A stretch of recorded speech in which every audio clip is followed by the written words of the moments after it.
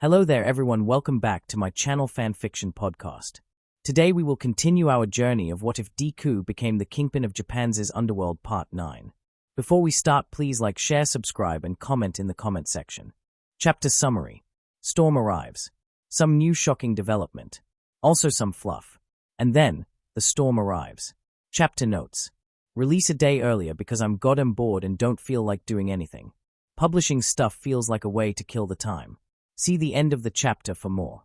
Notes. So, my idea is to expand the Vanguard Action Squad to include non-direct members of the League. Izuku says. Mine's crew is listening intently, while sipping on his coffee from time to time. It's morning, after all, and generally change it into the closest thing that the League will have to a standing army. Now that's an ambitious term. Hitoshi replies. What are the numbers we're talking about? They are tucked into the corner of the living room, making plans. Or, more like, Izuku is, frantically unleashing what he figured out after his small emotional support session with Mai and Himiko. Plus more. Oh, nothing massive. Izuku replies promptly. This is still going to be a vanguard. We can probably field a small army of thugs and lesser villains behind, but I want a core of competent and tested villains in front of it. A ranks only, save for very special circumstances. I think I'm seeing the image you're painting and it's not bad. Hitoshi says with a nod. Izuku knows that things worked differently during his dad's reign, but, well, in all honesty, having to rely entirely on subsidiary groups with only some scant few personal villains was one of the many reasons why All for One was forcefully retired. At least in Izuku's opinion. After all, if he just had someone to jump in when All Might United States of smashed him, any ideas for organization and new members? I think that yeah. Izuku says with a nod. I would recommend 3 units for now. First one would be yours, and I'd pair you with Darby, the second coming of Mustard and, preferably, Split. Second unit would be Rabbit, Toxicity, Juggernaut, and Decay and a Woo. Third group. And the first outside members of the Vanguard Action Squad would be 9 and his crew. A bit odd, but Mine's crew unpacks Izuku's words for a few seconds before mentally returning to the League's living room. Mustard for large-scale poison attacks, Darby to set things on fire in order to delay enemies from reaching him, me to run interference with my quirk, and Split for hit-and-run attacks in the poison cloud with her quirk. Izuku nods. Rabbit because he needs to get some skills with tactics. Toxicity and Juggernaut because they could use some practical experience as well, and Decay has loads of it, so he should keep them safe. Izuku nods again. Awu isn't even mentioned as a separate entity. Honestly, she is included under the word Decay when it comes to things like that. This is now the name of a villainous duo of 2 young chimeras, and that's all that there is to be said. Working with 9 might be a bit odd, since we did kill him and his folks and then send them to the Tartarus. Mine's crew adds, before adapting a thoughtful face for a moment. Also, didn't you just put all my ranged fighters in the first group, while making the second exclusively melee? And isn't Mustard going to be a bit of a dampener when it comes to us using said ranged combat skills? He does limit visibility. Izuku didn't like that either. I might have done my best to not separate Rabbit from his friends. Izuku admits, and Mine's crew leaves a painful groan, while probably thinking something alongside of you and your doting brother syndrome. Let's replace Mustard with Decay. Hitoshi says after a moment. This way the second party will have a ranged fighter, especially if what Gremlin says about improvements to the gas thrower is any indication, while the first party will be allowed to shoot freely and some additional melee fighters / one-man demolition unit. Izuku thinks it over for a few moments. Well, he did see the new Mustard spend an awful lot of time with Toxicity and Rabbit's small circle of friends. He was still severely intimidated by anyone who looked meaner than them. So, okay, I can live with that. Izuku concludes. Well, that sounds great. Especially if we'll ever have to battle heroes for real. Vanguard has to be ready to break out people from non-Tartarus prisons and so on. He refuses to lose friends if he can avoid that, after all. Yesterday's late evening thoughts established that fully. I have one more business idea, but that's not exactly about Vanguard, so come on, spill it out. Mine's crew seems interested. Honestly speaking, Izuku is shocked that His adopted cousin is awake and in working mode so early. Well, technically speaking it is 9 a.m. in the morning. Split being around was already changing him. It couldn't work that quickly. Unless, wait, did Hitoshi have a crush on her? No way, right? I just thought that we could earn a lot of money if we created some underground bars. And so on exclusively for villains. Izuku decides to speak finally. We can use some twice. Clones to man it, since it turns out that memory inheritance is an optional mechanism. Kurogiri as a barman and an emergency evac mean, probably some more clones as very inexpensive waitresses and, he isn't saying those words. Generally might be something to consider. And you thought about the part, in your bed. Hitoshi's face looks just a little bit sadistic. No. He shouts back. It might have been something from a rather weird dream and I'm trying to check if it's fees. He sees Mindscrew's smile grow even more sadistic. No. Decay enters the room with a woo. They head for the bar and begin to stuff themselves with Kurogiri's sandwiches. Somehow they do while still holding their hands and looking into each other's eyes. The latter is at worst interrupted for about 10 seconds before it's resumed. Their preciousness is just too much. A dream, Hitoshi decides to pester him in the background. Izuku's brain suddenly snaps into a strange place. Well, I wonder what might have brought that dream up. Care to elaborate on potential sources, Izuku? Toshi. Izuku asks him, his eyes still on Tenko. Tenko was always a loner who refused to participate in social activities and mostly played video games alone, yes? And barely bothered to read the plot until recently. It was just getting high levels and beating people, yes. Yes. Mind's crew is taken aback by the sudden change of subject. Anawu was a social outcast who was disfigured by her asshole parents, yes. Izuku continues his short and increasingly horrified questioning, with almost no social interactions. Ever since, yes. Yes. Mind's crew still didn't connect the dots. Izuku's face finally moves from Tenko to Hitoshi. Mind's crew finds himself facing an expression of genuine terror. Do you think that someone has ever explained to them how does safe sex works? Hitoshi chokes on his coffee. Asterisk. Small Might, I have an announcement.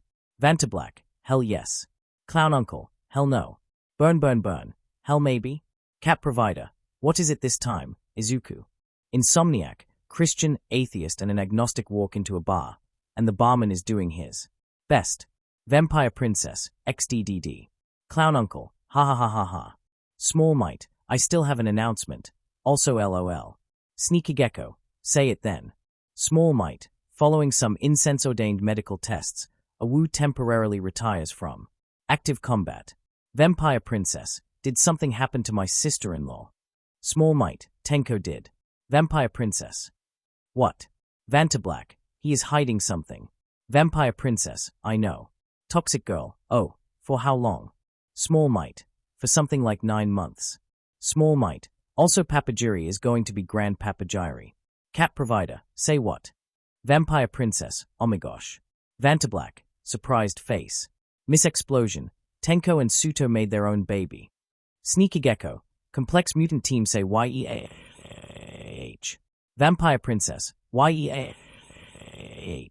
Maximaruko, yay? Small Might at Cat Provider why you didn't give him the talk. Cat Provider, I didn't think that he needed it. Small Might, well I still remember that rabies vaccination and the two of us trying to get him.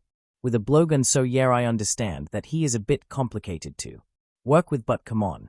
Small Might at Cat Provider and at Blueberry are tasked with officially explaining how the things work to everyone in the league before this kindergarten will get its own kindergarten.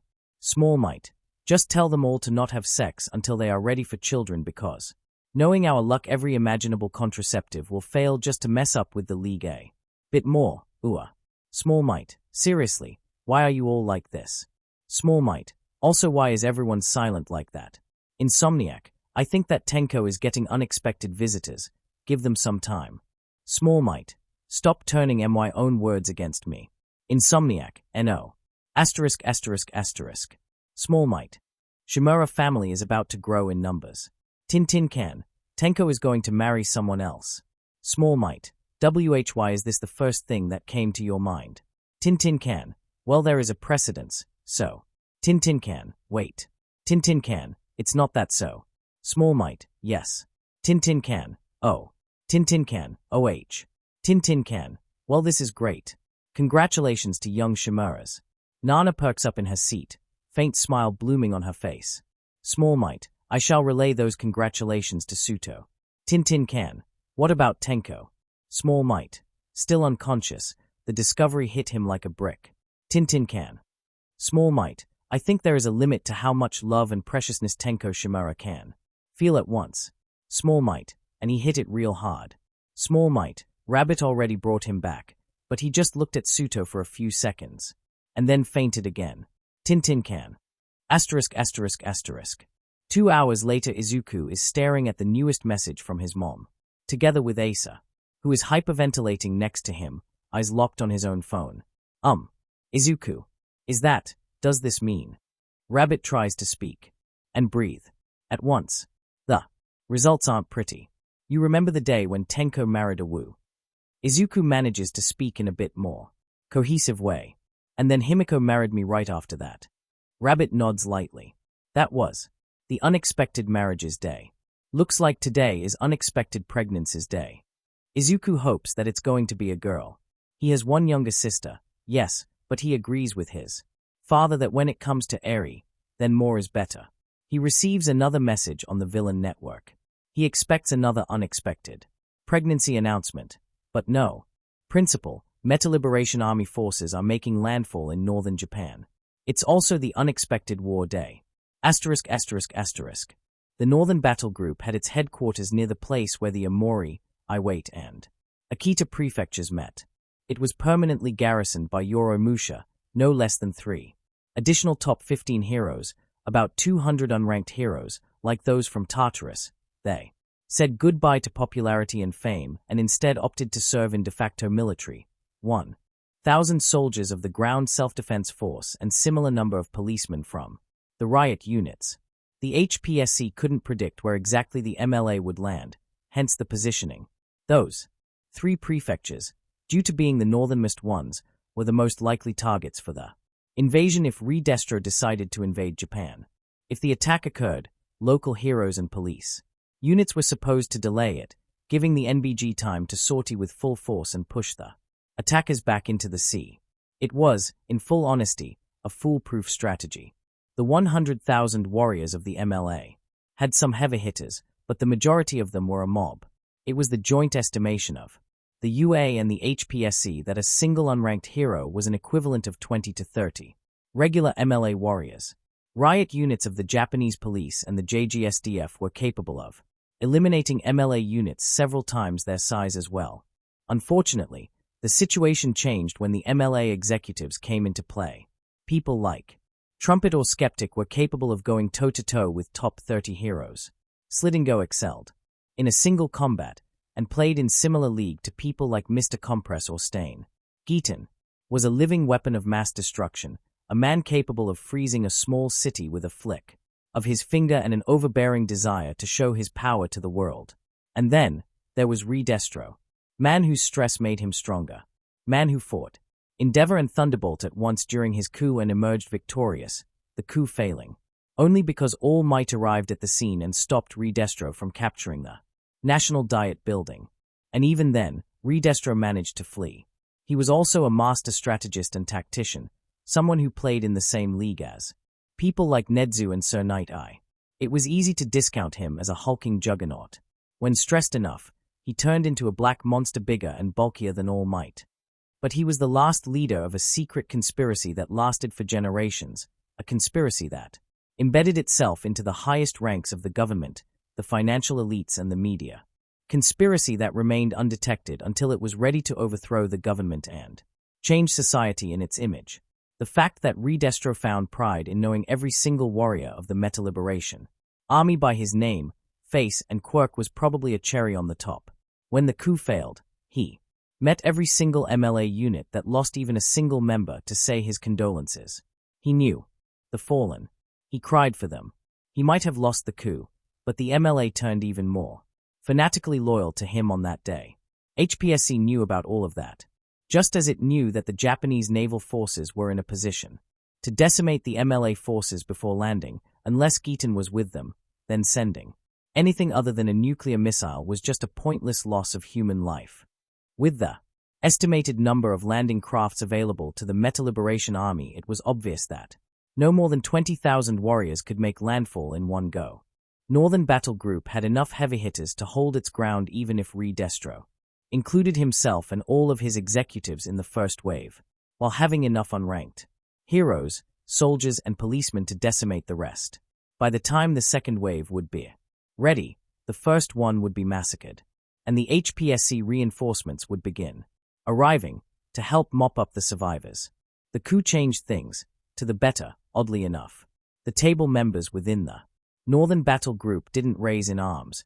The crucial point of Maruko's plan was to not compromise the security of Japan, after all. What's more, the HPSC sent 50 paragons, including Valiant, the rank 3 paragon, to reinforce the NBG when the coup ended.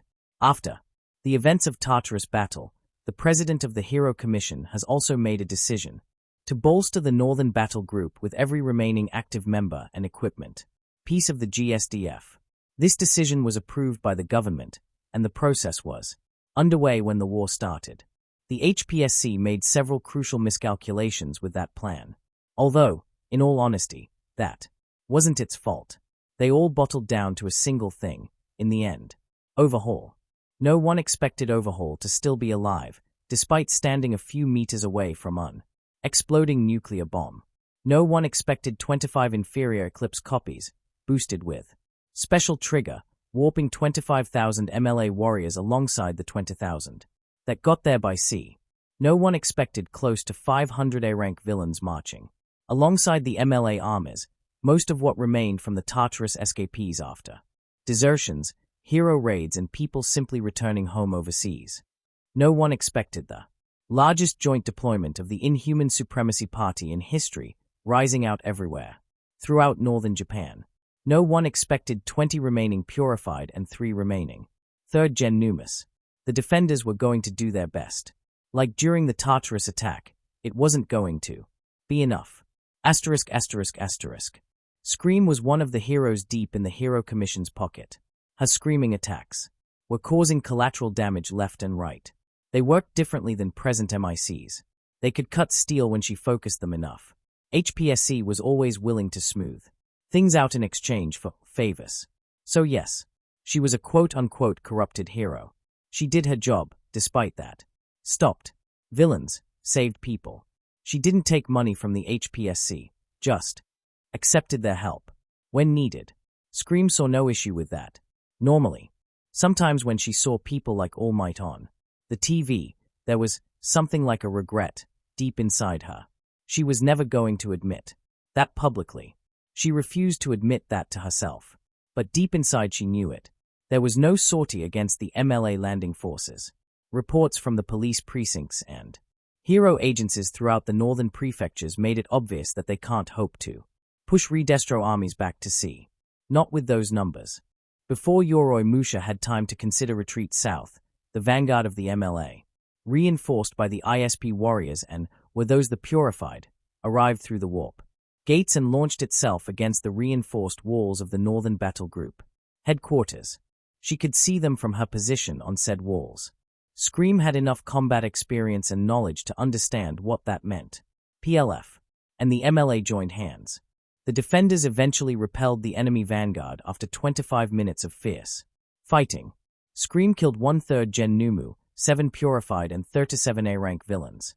By herself, she knew that trigger dose would come in handy at some point. But finally one of the purified acted fast enough to impale her with moonfish teeth blades. Scream bled out. En route to Washfield Hospital. Second wave of the attackers arrived through the warp gates 15 minutes later. It included Destro, Giton, and Overhaul himself. This time the defenders stood no chance.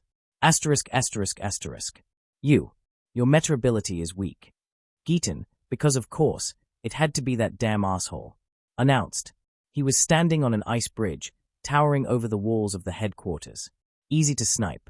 If he didn't just rain the entire area with a meter-long icicles. Everyone capable of just shooting him dead was dead or dying. And judging from the explosions and screams Coming from every direction, the chances of someone coming were minimal. Save for further MLA forces. How did you become a rank 15 hero with an ability like that? Giton tilts his head a bit. There is probably an expression of genuine surprise and lack of understanding on his face. Under the hood of his parka, Boulder stands up. He managed to dodge and stop the icicles coming at himself. He is a large man wearing something resembling police riot armor. He always cared less about aesthetics and more about protection. For a reason, he decides as he breaks off the icicle that failed to pierce his armor chest piece. It's lodged in the armored plate enough to stick out, but not enough to impale Boulder. Not being a genocidal, quirk supremacist as is a good start. Boulder replies. His chances of victory are minimal. His quirk allows him to control all types of stone, just like Giton can. Control ice and create it from any water in the vicinity. His hero name hails from his preferred usage of his quirk. Create a large ball of smoothed-out rock and throw it. Simple as that. And destructive. His quirk holds the stone in a single form and velocity for no less than 10 seconds, regardless of external influences. He could throw a rock pellet through several meters of armored steel. What's the point of that, when your metrability is weak? Giton replies. Of course, no. Understanding. Boulder curses his luck. Couldn't that be, like, anyone else? Even Redestro would be more vulnerable to his quirk. Giton was an accomplished ranged combatant, and he was literally in the air. Boulder is strong and he can use his quirk to throw further, but their battle lasts for 7 minutes. Boulder dies in the line of duty, but his last throw takes Giton off guard. He planned for that. Giton looked down on him a lot. He was bound to be easy to surprise when he decides that Boulder is down. Enough to tear off his left arm in the shoulder. Giton fails to find Overhaul in time to reset this damage. Asterisk. Crust is a dangerous hero. Sure, he has a slightly off-putting and very emotional, both cheerful and sorrowful and everything in between, personality, but his quirk is no joke. Sure. Number 2, his quirk lets him create shields out of his body, but he has long ago learned how to use it for offensive purposes. Any of the numerous warriors of the MLA and the A-rank villains that he faced that day can attest that. Crust is a hero. He is supposed to apprehend criminals. But this is war. And any villain that he would arrest would just be freed in an hour or two. There is no hope for victory. Today, he almost cries thinking about it. No, he actually cries. The A-rank villain with fire quirk that was trying to fight him is startled for like 2 seconds before the shield rams him into a concrete wall behind. He heard the announcement. Full retreat. Valiant and the Paragons managed to repulse the ISP assault from the south and opened the temporary, no doubt, breach in the encirclement. Everyone capable of joining them is supposed to move south as soon as possible. Yoroi, Musha and the forces currently engaged in combat are to act as rearguard. Crust didn't expect that from the old hero. He was in for fame, everyone knew that. Skills, but not a true hero. Then again, it wasn't a fight and die or retire, but die in shame or die in fame moment, at least for whoever stays. The attack on the field hospital stopped. The wash was shouting something in the back. The hero's outfit was ridiculous, but the laundry hero didn't become a rank 11 hero over nothing. He was using his bubbles to float the most wounded back. They and the hospital staff were trying to evacuate whoever they could and one of the hospital walls opened up and Overhaul stepped inside. He looked different, and Crust wouldn't recognize him if the League representative didn't show him his original look. He didn't even bother touching anything. He simply stood there. Yet the wounded heroes, soldiers and policemen around him began to die. Crust, the number 7 hero, understood what he had to do within the first 2 seconds of the attack. He flung his shields, pushing Wash and as many wounded as he could through the window. Wash bubbles will keep them in the air. They will survive the attack, obviously. Spread through physical contact with the floor, and they are on the 4th floor. The eyes of the 2 top heroes met for a second. Crust smiled cheerfully and made a thumbs-up gesture. Then he died. Asterisk. My name is Overhaul. The tall man says towards the camera. He is in the command center of the Northern Battle Group base. Behind him are signs of recent battle. Blood, smears, corpses, slashes. Redestro stands there, right behind a bound and wounded elder, wearing remains of a classical Japanese armor, who is kneeling on the floor. The people gathered in the League of Villains headquarters, the UA Teachers Lounge and Inn. The new headquarters of the HPSC gasp or curse. Izuku is frothing with rage, with a look on his face that almost makes Split faint. I know that I died recently, he says with a sigh. Not the first time.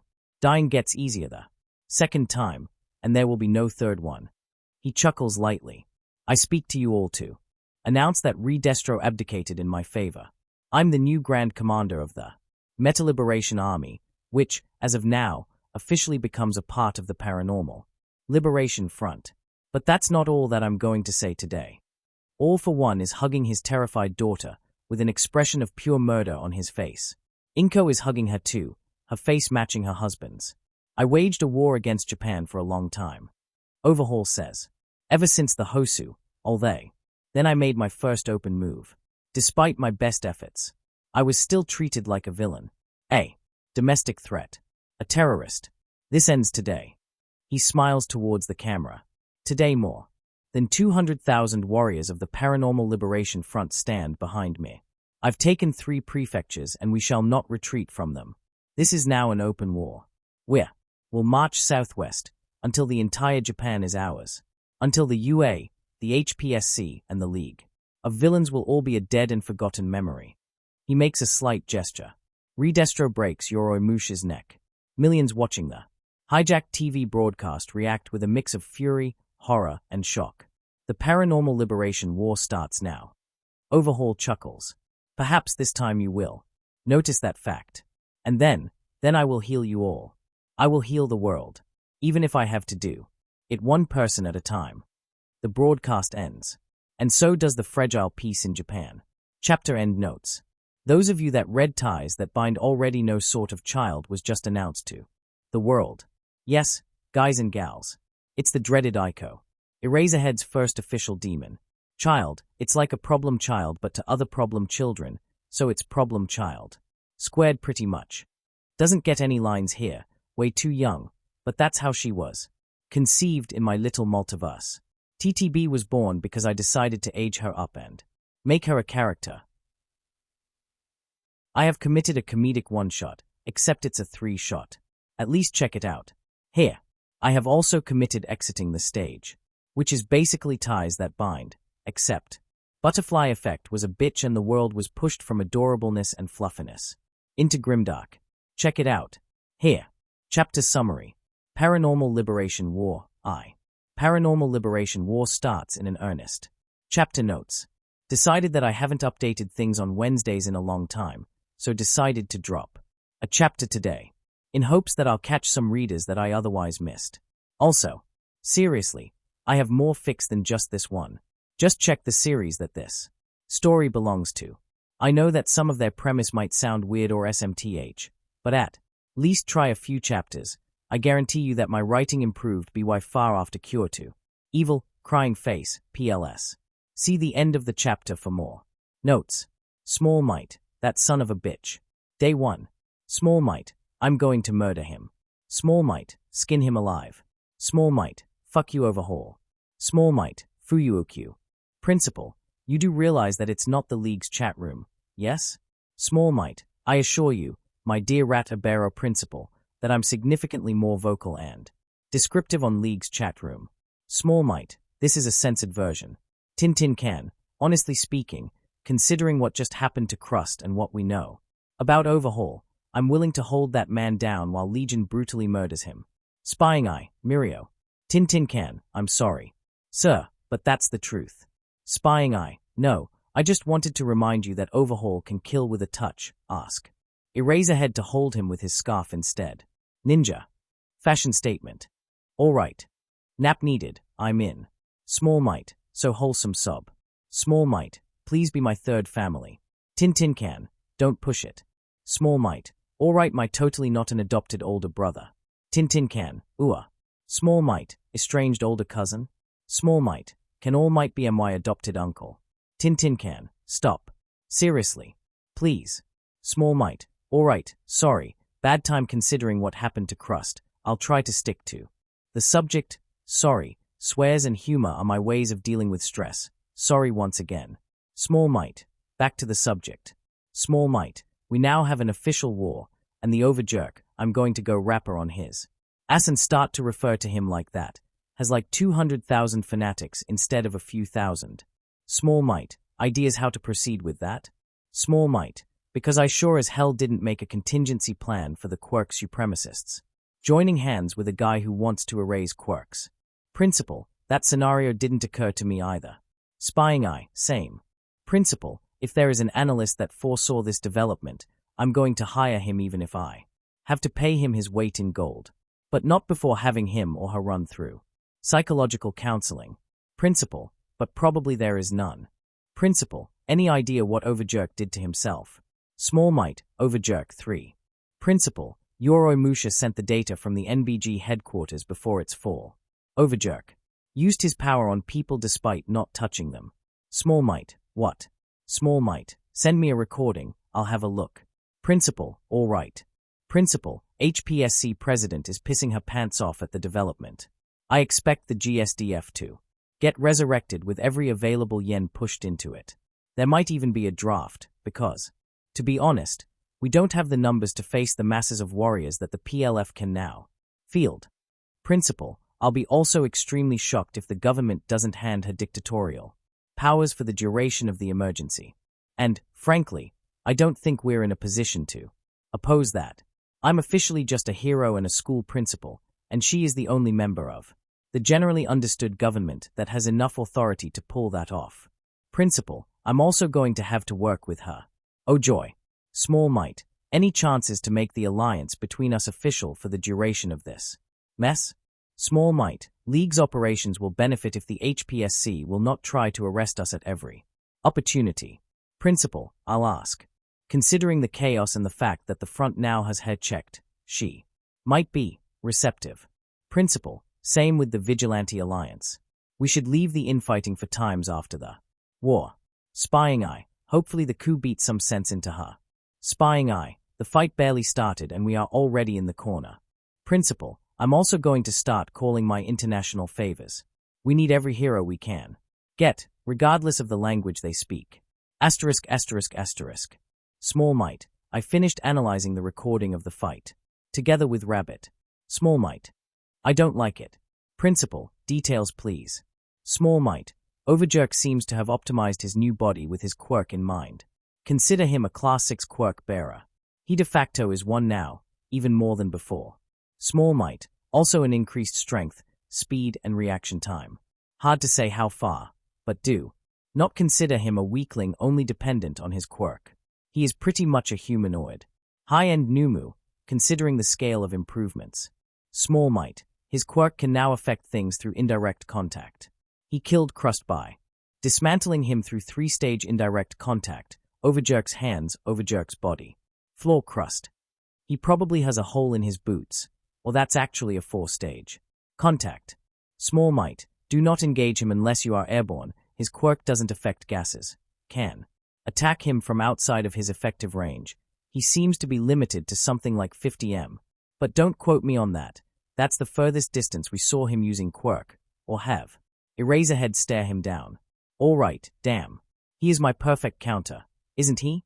My air pressure attacks won't be enough to knock him out from this distance, especially as he still can reset non-fatal damages. Small might. Not so sure about it. All right. Small might. He had no reason to only dismantle your arm in the training camp battle. Small might. One for all increases resistance to quirk attacks as a whole, both physical and mental. I mean, there AoE instant kill quirks out there, if rare. Someone would have extinguished the OFA long ago if killing its users was that easy, even if All for One wasn't interested in doing that. Small might. My theory is that Overjerk tried to disassemble you whole, but the One for All's remnants in you repelled the hostile foreign influence before it enveloped your entire body. Small might. He got a massive power boost, but so did you. Small might. There is a fair chance that if you jump at him and pull United States of Smash on his face, it will knock him out instantly, and his quirk will fail to damage you significantly, especially through an indirect contact. If he touches you with his hands, it will bear training. Camp Mark 2, most likely. Tintincan. Hosu? Small might. Yes, I knew you would understand. All right. Small might. I failed to use overhaul to reset my wounds for the first time due to quirk. Exhaustion. I had to use some of the overjerk's special trigger that I stole from him back. Then, if I was a few seconds slower I'd have died. Small might. I only used that quirk that day twice, and the first time was to conjure the asphalt hands to attack Ingenium 2 and Lemillion. Non-organic changes aren't hard though. Small might. The quirks to save my life from the punch contributed, but one is rather lightweight when it comes to quirk exhaustion, and the other shouldn't fail these quickly. Small might. This means that breaking Lemillion's limbs put me on the verge of total quirk exhaustion, despite me having to resurrect several students to achieve the same result. During the training camp. Tintin can. In other words, the one-for-all holders should be resistant enough to engage. Overjerk on foot. But that would probably be done as the last resort because we do not know just how powerful his quirk truly is now. Small might. Carrot. Small might. Actually, I think I have an idea. Small might. Give me 10 minutes to confirm something. Tintin can. I'm scared. Spying eye. Correctly so, most likely. Tintin can. Nedzu is silent. What is he doing? Nap needed. Phoning the HPSC president, considering the shouts I can hear from his office. Tintin can. Explains his silence here. Then. Tintin can. Sir. Spying eye. Looking over the map of Japan and figuring out how to stop the PLF from attacking Sendai. It will probably be its first major target. Tintin can. Well, good luck with that. Small might. I have confirmation. Small might. Rabbit's quirk can render people temporarily immune to Overhaul's quirk. Only. People, though, so those attacking with physical objects, like fashion statement, won't help a lot. Alright, oh. Spying eye. Insta-kill on purity and immunity to quirks. What on earth is Ace's quirk? Small might. Can we just limit ourselves to saying that class 6 quirks like all for one? One for all, Aries rewind and Aces _____ are infinitely awesome. And not get into details. Spying eye. Tintin can. Alright. Fashion statement. Raising an. Small might. Small might. Alright. Small might. Total command. Two-step activation. Only telling you the second one. Speech. He can alter states, emotional, biological, physical kinda, but it depends, of biological organisms. Spying eye. What? Small might. Happy, sad, weightless, poisoned, well-rested, exhausted, berserked, triggered, unconscious, asleep, paralyzed, ill-healthy, weakened, charmed, all of those are states. So is dead. He shouted at Purity to drop dead. His quirk read the second word out of it and stopped her heart, and, apparently, quirk resistant. But he can only stack a single state on a person. Tintin can. OMG, the absolute status condition build. Small might. I know, and it's awesome. Small might. I have the best little brother in the world. Small might. I love him so much. Small might. I know him for like 3 months, but if something happened to him I'd kill everyone I know and then myself. Tintin can. Please don't do that if that happens. Small might. We still don't know how well this will fare against empowered overjerk. Small might. Plus we can as well just, like, pay Lady Nagant to snipe him. Tintin can. You getting emotional about using a class 6 quirk, 2 if you include 1 for all, to defeat someone, and then adding that you can also just shoot the guy in question with a gun is a very Midoriya Izuku thing to do. Small might. I'm doing my best. Please and thank you. Tintin can. Fair. So in the end, we have several possible counters to overjerk himself. And we know that we can just kill Redestro if we send me or All Might against him. Small might. Stain is a good counter too. Small might. I'd pay to watch Stain and Maruko fight Redestro TBH. Tintin can.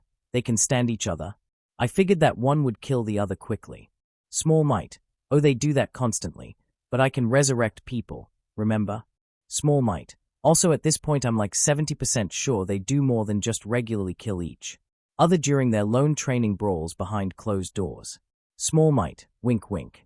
Tintin can. I now have images in my mind that I never wanted there. Thank you. Fashion statement. Those images are in my mind as well, and they are incredibly unfashionable. Principle. I have concluded MY negotiations. Nap needed. I heard villains trying to murder each other use words with less negativity than the ones in your negotiations. Principle. How sweet of you to compliment me like that. Nap needed. Principle. Alliance with the League of Villains accepted.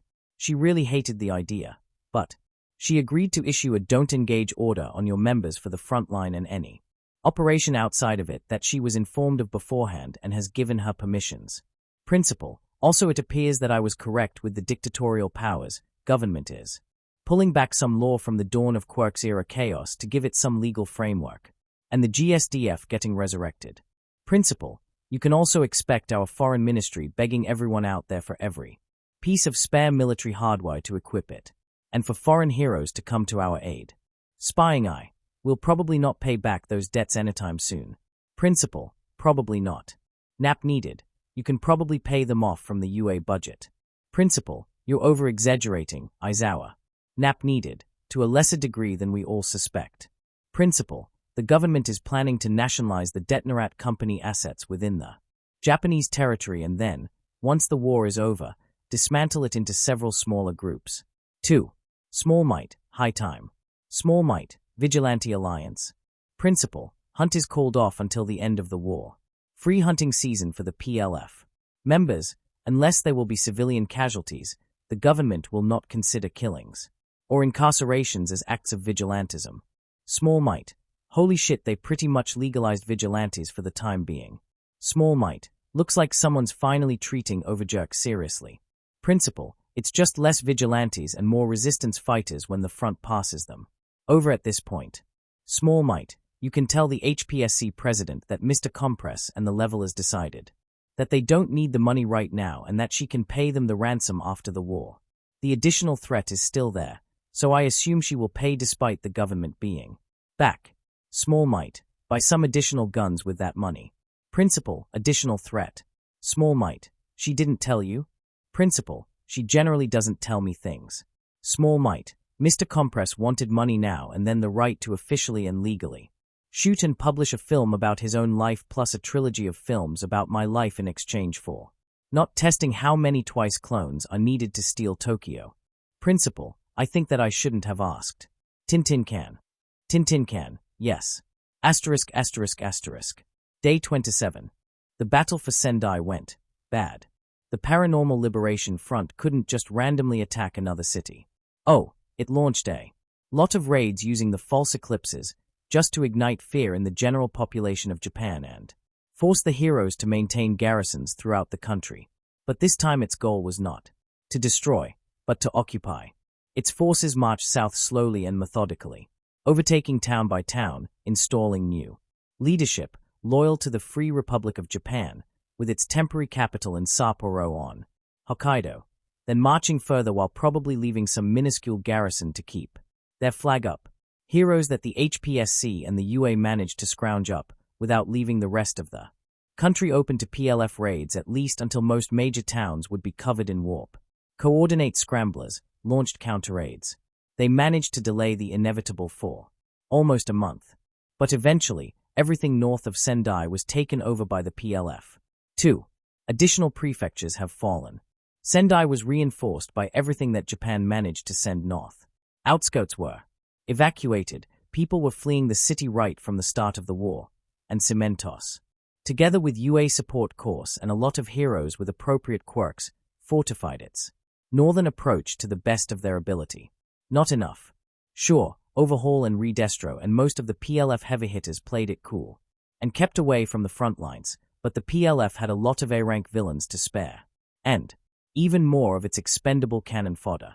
Paranormal Liberation Front forces stormed the fortifications for almost 2 days. They were repelled every time, but they blooded and tired out the defenders as well. At the beginning of the 3rd day, Giton and the PLF elites broke through the defenders of the Izumi ward and pushed south, flanking the main defensive line from the west. The defensive line went into disarray.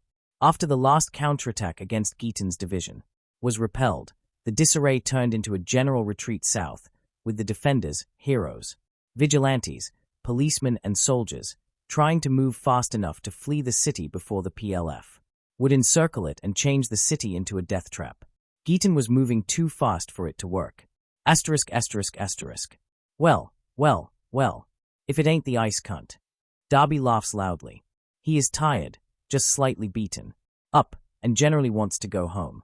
He spent 2 days using his quirk to cremate people, if Not for two heroes, well, one was a paragon, which was a peak of fucking irony, who were constantly cooling him down. He would have burned long ago. He was pretty much a living artillery battery. And boy if he didn't love that. He is certain that. He scored a 3 if not 4-digit number of kills. Take that, Tenko. But now everyone was fleeing from the city with whatever means of travel that were available to them. It was almost hilarious to watch, really. Sure, whoever could do that escaped through the railway south. Giten had overtaken the one leading west 30 minutes ago, so tough luck whoever tried to go that way. The helicopters were pulling people from wherever they could. Ships too. Some planes took off before. Something large exploded in the direction of the local airport. He has no idea what, but he saw. No more planes taking off after that. But the rest, alongside with the locals who have just now decided, brilliant, really, to fuck off from the city, took whatever was left.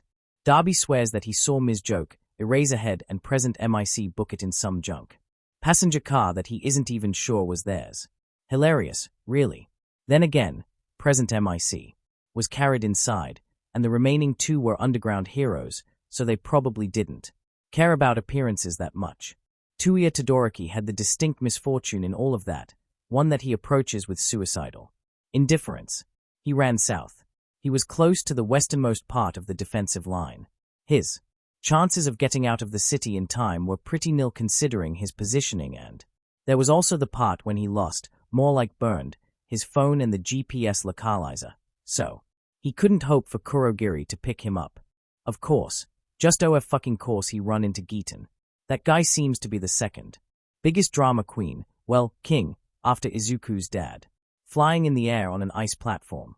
Surrounded by 100 meters long ice dragon and bombarding everything around with shards of ice, plus freezing whatever water source he ran into, before adding it to his flying arsenal. Looking at Giten makes Darby want to burn him to death. Just because. His ice, his parka, his fur-lined hood, literally every single part of it pisses Darby off. Save for his missing arm. Yeah, way to die Boulder. If Darby survives this, he is drinking in that hero's memory. Not like he likes heroes. 95% are hypocrites that he would prefer dead. Boulder was from the hero commission, but apparently wasn't that much of an ass. And what's most important, Boulder tore off Giten's arm, and Darby hates Giten intensely, so he can spare some pocket money for a beer, or a wine, or something stronger. Fuck, he wants whiskey now. Or vodka. They burn well, in more than one meaning. You, Darby. Giten noticed the scarred man standing in front of him. Son of Endeavor. Oh yeah, Giten's gonna get burned today. He really had to mention that name right out of the blue, didn't he? Fuck Endeavor. Darby replies. Don't mention that asshole in front of me. He expects Giten to rain ice on him. But no, the ice cunt is still floating there, probably trying to think. If it has the capacity to do it, probably not considering how dumb his face is.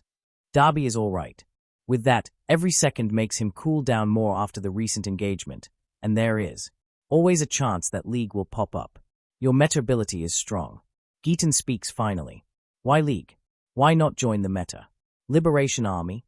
We need people like you. Someone didn't get the memo that Redestro was beaten up like a little bitch and the MLA was no longer a thing. Just the Paranormal Liberation Front. And that overhaul fights too. END strong quirks. Endeavor was an ass, seriously, fuck Indiho now and forever. But at least he considered other forms of training to be valuable. Like, say, basic fucking education. Giten looks like he was trained only in quirk handling. He obviously has the brainpower of a peanut. And a similar body built, to be honest. Unless the need you is about overthrowing Overhaul when the war ends. Then Giten is smarter than Darby is giving him credit for. For some reason Darby doesn't think that this is the case. I don't give a fuck about the League. Darby says confidently. I never did. It was all about my asshole father. I joined Stain, but I would backstab him without a second if I found someone more likely to take down Endeavor. But guess what? Endeavor is dead. Eclipse killed him, but it was the League that destroyed him. Legion that cornered him and made me describe his crimes to the world. Darby laughs. He knows that it makes him look like a maniac, but he is one. So it checks out. That night in Hosu, Legion became my god back. Then, and you don't betray your god. His cooling support item, Gremlin, was a mad scientist. This thing bordered on some cyberpunk shit implant, if he was to be honest. Recharged. His body cooled down a bit. He was ready. Strong meta ability. Geaton replies after a few seconds. Dedication to your leader. Shame. Time to die. Darby dies 20 minutes later, when he overheats to the point of a fatal heat stroke, even with the cooling apparatus. He leaves a body to bury, unlike Geaton, who took prominence burn. Attack point blank. There is only ash left. Darby's last battle delays the PLF encircling maneuver by almost an hour. As a result, the plan of redestro and overhaul to crush the opposing forces during the first battle fails. PLF forces sustain 20 times the hero casualties and end up with a city that they captured in exchange for way too much blood. Then again, it's not like PLF cares about blood. He has a lot of it to spare. Asterisk, asterisk, asterisk. When the message reaches the League, they mourn. Izuku locks himself in his office to cry. Alone. He doesn't want to show himself in this state to the League. He knows that they know. But there is just something deeply wrong in a criminal mastermind crying in public. This lasts until Mai and Himiko manage to open the office door, despite it being supposedly extremely hard to pick.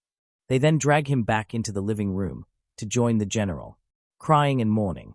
They see nothing wrong in the soon-to-be symbol of evil crying.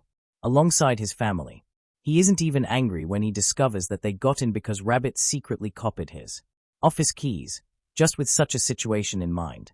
If anything, he is now even more proud of his younger brother. Asterisk, asterisk, asterisk. Day 35. You know, there is something deeply wrong in all of that. Crawler says. He is talkative as a spotter. She doesn't tell him to shut up, because honestly, she likes to have some mental distraction when she is about to shoot, and he knows when to stop talking. Like, Lady Nagant asks. This time they don't have the camouflaging vigilante with them, so they are hiding a bit better. Not on a rooftop, to begin with, but in an apartment they rented. For the day, they have a third person with them, but he is deeply uncomfortable with the general idea, and is busy watching his family pics on the phone. Like, I get that we're killing people. Crawler replies. The burns he sustained during the failed attempt to assassinate the HPSC president still hurt him from time to time. Pop Step shouted a lot of nasty words at them both for letting him get hurt that much, and Lady Nagant doesn't look forward to a repetition. I don't like it, and I know this is rather extreme situation. I can't wait to return to more normal vigilantism. But aren't we technically about to kill someone for the HPSC president? For the president, for Nedzu, for Eraserhead, Legion, and Knuckle Duster. Lady Nagant replies. She doesn't like the first 3 words either, but she recognizes that the situation is slightly fucked up. She is still back to trying to kill that whore and dismantle the HPSC as a whole once the war is over. Besides, Redestro and Overhaul are absolute asshats that do the same fucked up stuff as the Commission does, but don't bother hiding it. Fine. Crawler shrugs. You got me, I guess. Still, let's do it and be done with it. I don't like Hokkaido. I can't believe that the MLA lackeys really thought that you came here as a tourist. Are they really that dumb? She doesn't like Hokkaido either. MLA wasn't nice to it. It looks like some totalitarian dystopia. Way too many posters about listening to the great leader. Probably. The third person replies absent-mindedly. It was a notable tourist destination. Before the coup. Onsens, winter sports, and so on. We're technically approaching winter, and Principal Nedzu said that my documents were faked in a completely foolproof way, so it makes sense they fell for it. I think. Eyes still on the pictures. Crawler and Lady Nagant aren't surprised. In her opinion, the third person in the room is a bit of an idiot, but a useful idiot who understands the seriousness of the situation to do exactly what she tells him. And, to be honest, she would be hard-pressed to escape from him if he went after her. Defeating him was almost impossible, and she is willing to admit that much. It's probably for the best that they are on the same side. Aho, there he is. Crawler announces suddenly, interrupting her thoughts. Standard route. As we expected, with a crowd of followers. She summons her rifle and finds the target. Crawler quickly scans nearby buildings for potential enemy snipers, heroes on the watchout and so on. He finds no one. MLA really went easy on the security at some point, especially now that the majority of their armed forces were sent to the front line. Crawler gives her a green light. Lady Nagant pulls the trigger. 2,341 meters away from their apartment, Koku Hanabata's head has a traumatic meeting with a hollow-point bullet. Former head of the Hearts and Mind Party and the de facto Prime Minister of the Free Republic of Japan falls down from his campaign van. Trumpet down. Lady Nagant announces to her headset. This is a signal. Underground. Heroes and vigilantes launch their attacks against numerous targets, primarily governmental buildings and storage areas for war supplies throughout Hokkaido before disappearing. The resistance, due to the PLF committing the majority of its forces to the ongoing push towards Niigata, is minimal. Lady Nagant's group flees the site in a hurry. They, as Nedzu and the president expected, become the focal point of the attention of the local law enforcement, letting the remaining assault groups reach safety easily. The response to Trumpet's assassination is intense. They are eventually cornered, only for the PLF warriors to discover that the third member of their group is Captain Celebrity, the closest thing the United States have to All Might, and, coincidentally, Koichi's friend, who considers himself to be in debt to the young vigilante. After the Sky Egg incident, it's not even a fight, really. When it ends, Lady Nagant and her companions leave Hokkaido without further problems. Chapter end notes. Such a cool end. Go out in a blaze of glory. Yes, both puns intended. Also, that night in Hosu, Legion became my god back then. And you don't betray your god. Judas, take notes. By the way, I find the fact that Darby died much more heroically than his dad in Fic deeply amusing, even if Canon Endeavor is 10x better person than Canon Darby. Also too, this FIC was written in full literally a few days before the canon revealed Star and Stripe. Thus I used a certain particularly American hero that we knew from canon as the single-person international help for the beleaguered Japanese heroes. Sorry for that, sigh. Then again, S&S would be IMO too. Overpowered, I can scarcely imagine even Overhaul in his little Super Saiyang mode to be able to fight her, crying face, would really ruin the tension. Chapter notes. Paranormal Liberation War, 2. This wasn't planned at all, but Ties That Bind just got a TV. Tropes page, fucking finally. So here we go. See the end of the chapter for more. Niigata has fallen. Notes. Day 4 to 6. It was, honestly, a given.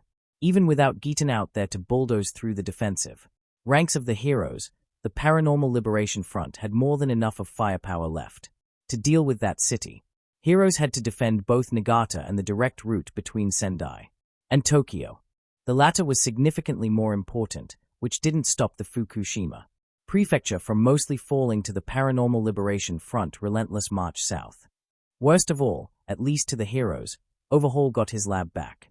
He was far behind when it came to purified production. Something happened to his prior lab when he deployed his new body, and he was painfully scarce in details, but he managed to field several false Geetons. Each of them could only use a fraction of the original's power, but when boosted with Trigger, they could be severely dangerous. And there were also the weakened versions of Redestro and the remaining Numas to consider. It was a nasty battle. All Might was nowhere in sight, probably ready to show up if Overhaul or original Redestro did, but Captain Celebrity butchered the Overhaul's menagerie.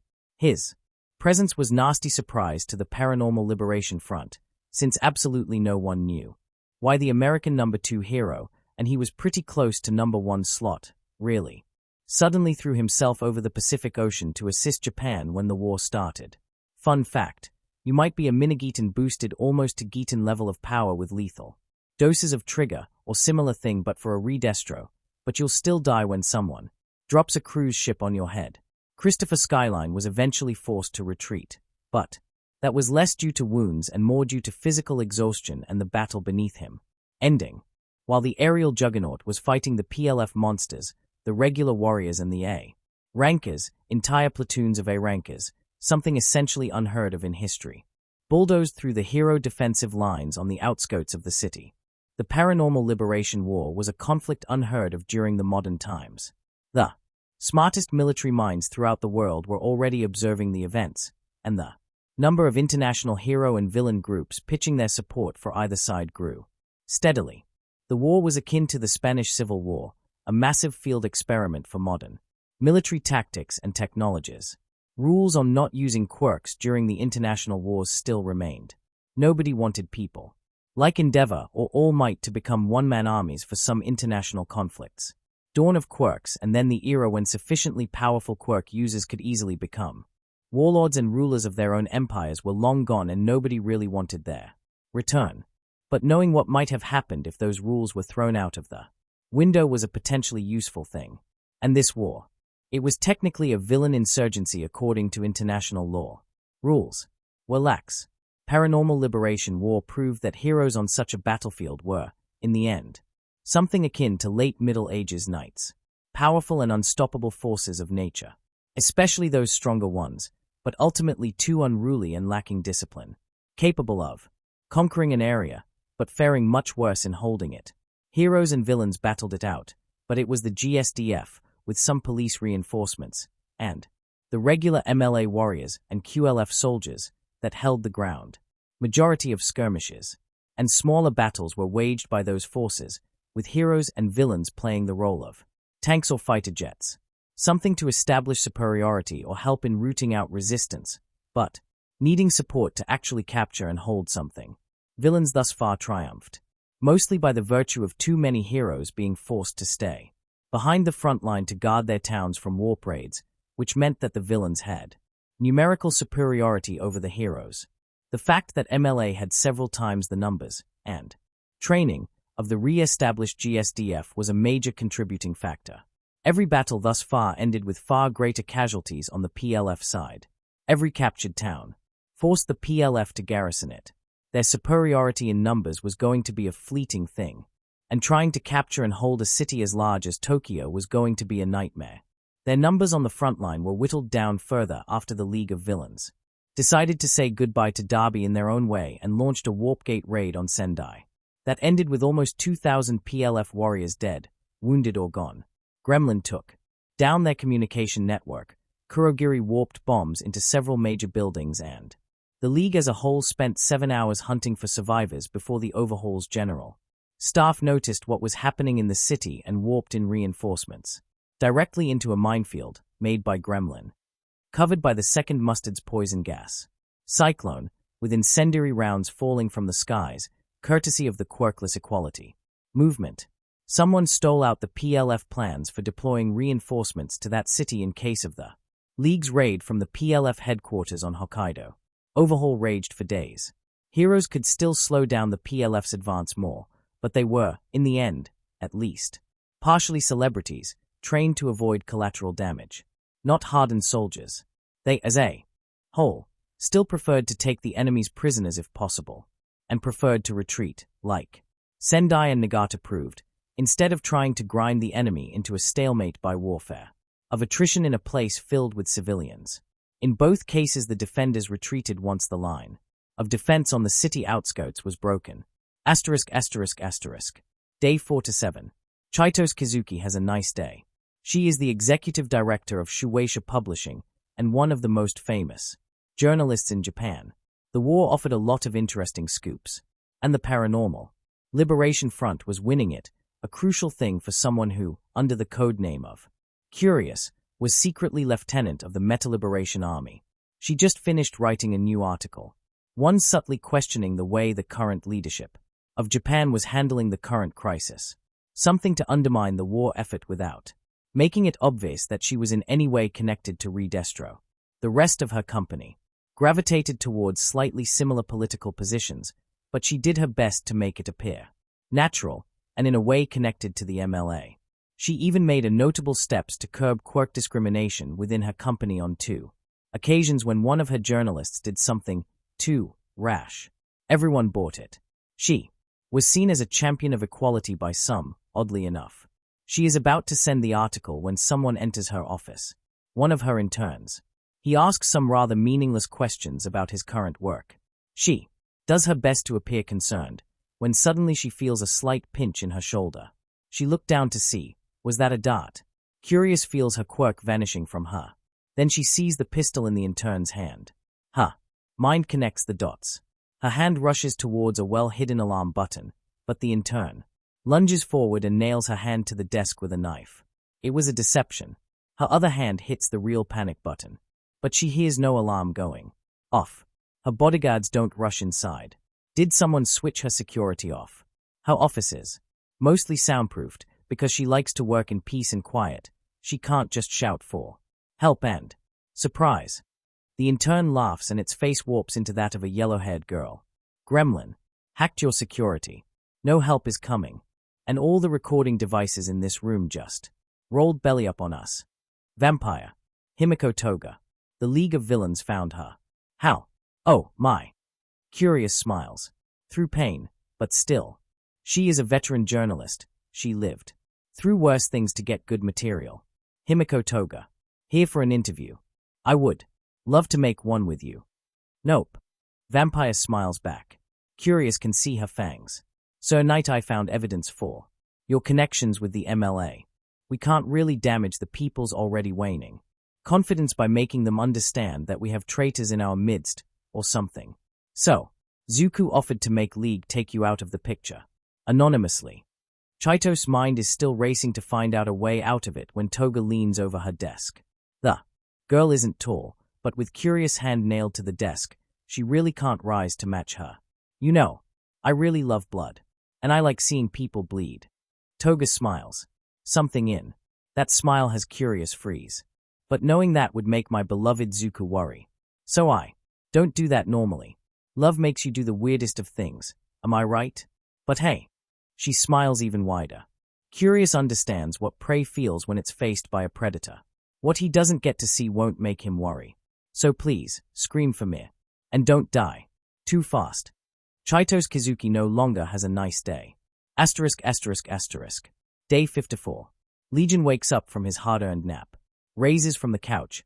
Checks the hour on his watch. He was out for 20 minutes. Should be enough with the long day. And leaves the room. Ready to return to work. Sir Night Eye is painfully straight. Probably in a sexual way as well. Izuku isn't interested enough to dig for intel about that. But it's mostly about his character. He doesn't like Legion's presence in the UA war room, since Legion is a villain. Probably. He might as well just be a demanding ass. Legion spends 50 minutes helping Sir and Nedzu figure out how to react to the recent developments on the front lines, namely, Nagata Prefecture mostly falling to overjerks. Forces alongside with majority of the Tokaji and Ibaraki prefectures, which means that PLF is pretty much on Tokyo's outskirts at this point. Only when Eraserhead enters with a large coffee thermos, Sir and Legion need it to live at. This point, Nedzu is powered up by tea and spite apparently. Does Izuku notice that something is wrong? Because Aizawa stares at his face a bit too intently. Quick check with his phone confirms his suspicions. While he was asleep, someone sneaked up on him and used a marker on his face. He spent the last 50 minutes in front of Nedzu, and Sir Night Eye with a large plus ultra on his forehead, UA on his left cheek and villain's bad on his right. He vows bloody revenge on Lemillion, because of course it's Lemillion, before using his quirk to break his own arm. Kurogiri will warp in another twice clone of his 10 minutes. Later. *****. You do realize.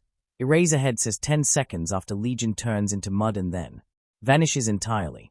That he is a triple S villain, right? Nedzu is too busy laughing like a maniac in the background to answer that. So simply smiles and asks Eraserhead to dispose of the marker before Legion returns. *****. Day 64.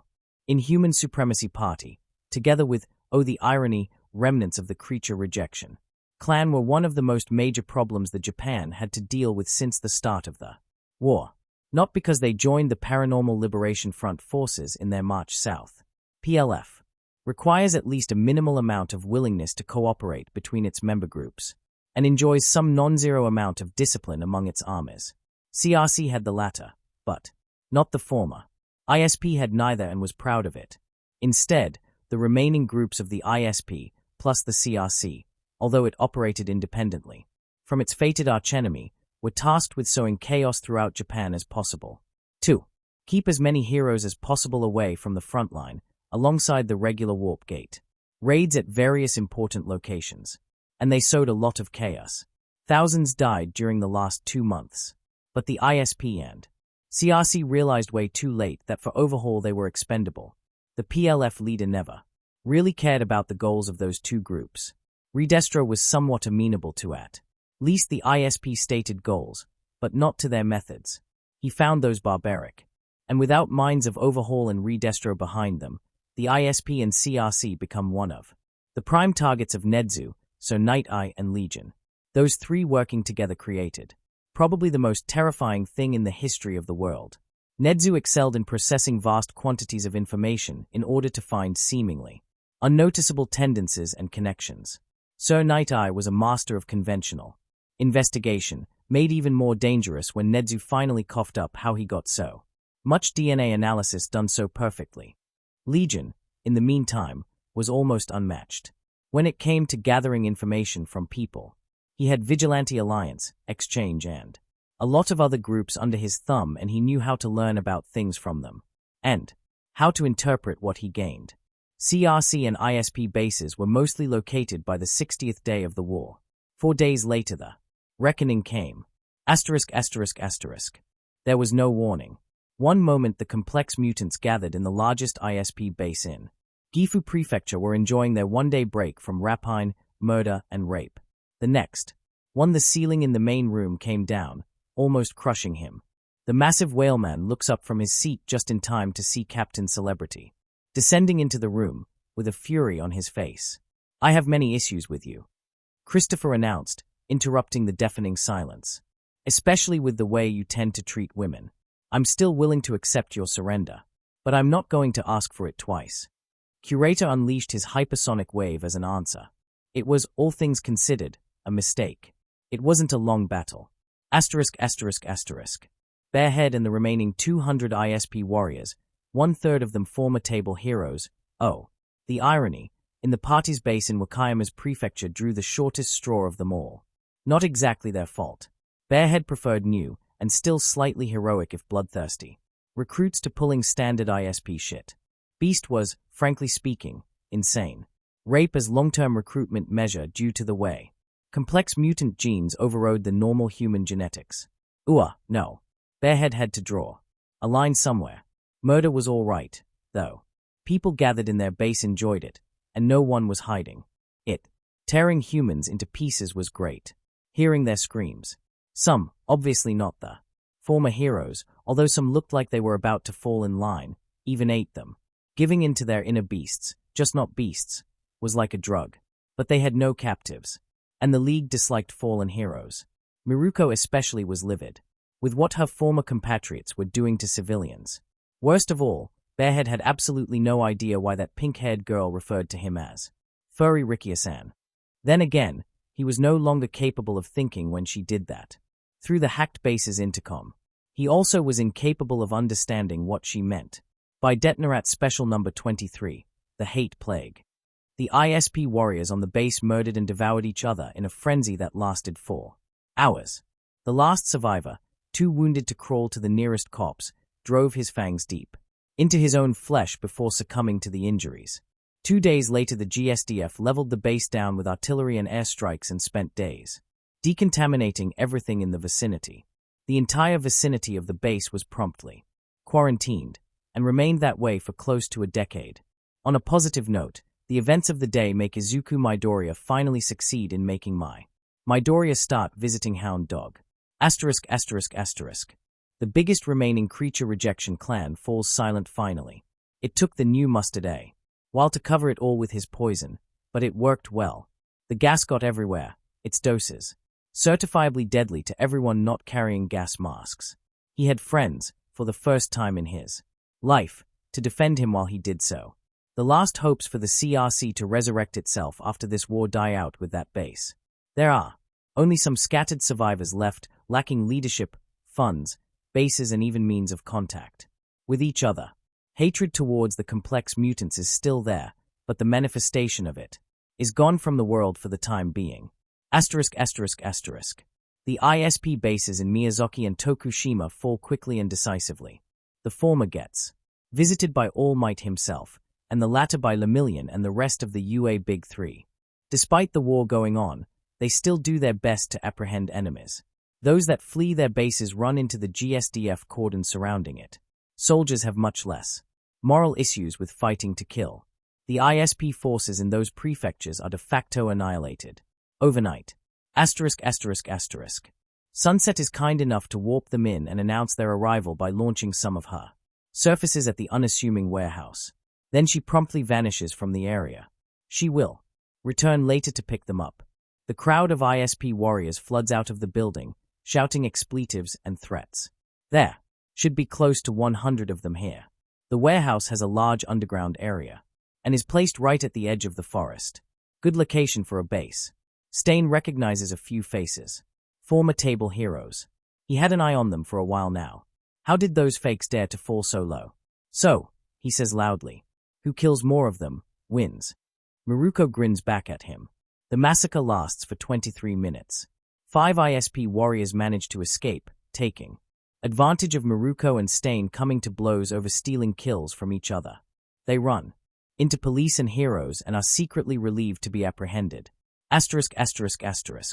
Despite everything that happened thus far, the heroes still look down on the beast.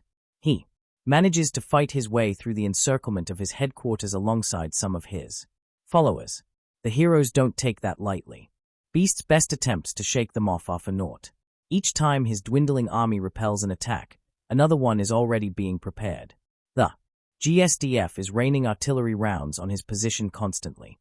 He can see drones flying overhead, relaying his position to the enemy. Every attempt to take them down by using the flight-capable mutants is repelled by the heroes. This is a nightmare. But the beast perseveres. He always perseveres. He will not die. He will never die. His followers are far less immortal than he is. By the time the dawn comes, Beast is alone, with a long string of complex mutant corpses connecting his current position with his headquarters. Somehow, he isn't wounded. He is still the muscular juggernaut of claws and fangs. Way too human in his own opinion. Why just is? Why is the rest of his head looking so disgustingly human? He is still unstoppable. He refuses to get tired. He fought Maruko to a standstill 2 years ago. Enough for those idiot journalists to start accusing her of going easy on a complex mutant. Easy. Idiots, all of them. He spots Kurogiri and leaps at him without giving the warper time to react. He isn't sure why the League is here and why the heroes aren't attacking him again. Did he kill enough of them for them to back down? But he knows that he can't give Kurogiri time to warp in. Reinforcements. He spots the trap too late. Kurogiri was a bait. No one was going to get warped in. The enemy was already there. Beast leapt towards the warper downwind. They fooled his sense of smell. He was 3 meters away from Kurogiri when someone jumped at him from behind a tree that he was just passing by. The League's hand villain. Beast is half a second too late with his dodge. Decay, Beast. Remembers his villain name now, touches his hand. The contact lasts for maybe a second. Beast falls to the ground, his body paralyzed. What just happened? He remembers that man's quirk. It's about decaying. Beast should have lost his hand, not tough luck, father-in-law. Decay says, standing over Beast's fallen body. Should have landed more points in AGI, like Suto did. She would have dodged that. Suto. He knows no one named like that. Father-in-law in the meantime. Decay married one of his progeny. That's Suto, maybe? He has a lot of children. Some end up joining the ISP when the world shouts at them that they are the child of a monster one time too many. Way more were probably aborted before their birth. Shame. Be happy that I don't kill people anymore. Decay adds. It hurts her. So I stopped. There are more ways of making people like you stop killing people like her. Suto, it seems, is a weakling. Like what? Paralyze me temporarily and wait for heroes to come arrest me. Beast laughs. It will stop working before they come. Then I'm going to stand up and do my utmost best to murder whoever Suto is in front of you. Maybe I'll rape her first. How will you like that? You won't. Tenko doesn't seem fazed at all. I decayed most of your motor nerves. Your body will never move again. Beast is still lying on the ground, screaming in impotent rage, when the heroes find him. *****. Day 72. Small Might. Do we have any estimates on how many soldiers the PLF has as of now? Principal, They seem to be getting further reinforcements from overseas. Even with Trumpet dead, they still get new recruits from the local sources. They lost a few dozen thousand dead and wounded, but if anything, the HPSC estimates they are getting close to 300,000. Small might, where are they taking them from? Principal, apparently, China. Mostly. Small might, well, why am I not surprised? Principal, local warlords are probably looking forward to spoils and gathered influence. Not to mention most of them being a varied degree of quirk supremacist. Or just wanting to mess Japan up for kicks. Small might, the point is, I don't think that Eclipse's quirk has such a range. We keep killing pseudo-Gitans, they are powerful but not that powerful. Principal, oh. Spying eye, so it's some sort of several-stage connection between Japan and China. Small might, yeah, so international warp railway. I mean, Redestro is on the northeast end of Japan, so he has to use several-stage connection to get reinforcements from China. Principal, I'll contact my associates in Korea. They most likely have at least a single step of the line on their territory. Spying eye, and I'll try to investigate for potential PLF presence on some minor isles in the region. There is also a possibility that they are using some ships as transit stations. I'll look into that as well. Small might, great. Small might, you do that. Small might, because if you include Hokkaido, we lost more than 50% of Japanese territory already to the overjerk, and I don't like that at all, especially as we are starting to see the purified on the front lines again. Nap needed, thank you. I managed to spend like 50 minutes not thinking about this. All right, at least they aren't attacking Tokyo. Small might, unfortunately they aren't attacking Tokyo. All right. Small might, they could, at best, gather 150,000 soldiers for that battle. 150,000 soldiers isn't enough to take down a metropolis like Tokyo. If they attacked it, the collateral damage would be horrifying, but the PLF would be crushed or grievously overextended after winning. Small might, but they keep away from Tokyo and only take out surrounding cities, like almost everything north of Tone River as of now. Small might, we can't counterattack with the heroes from Tokyo because then the enemy might win and then we'll lose Tokyo way too easily.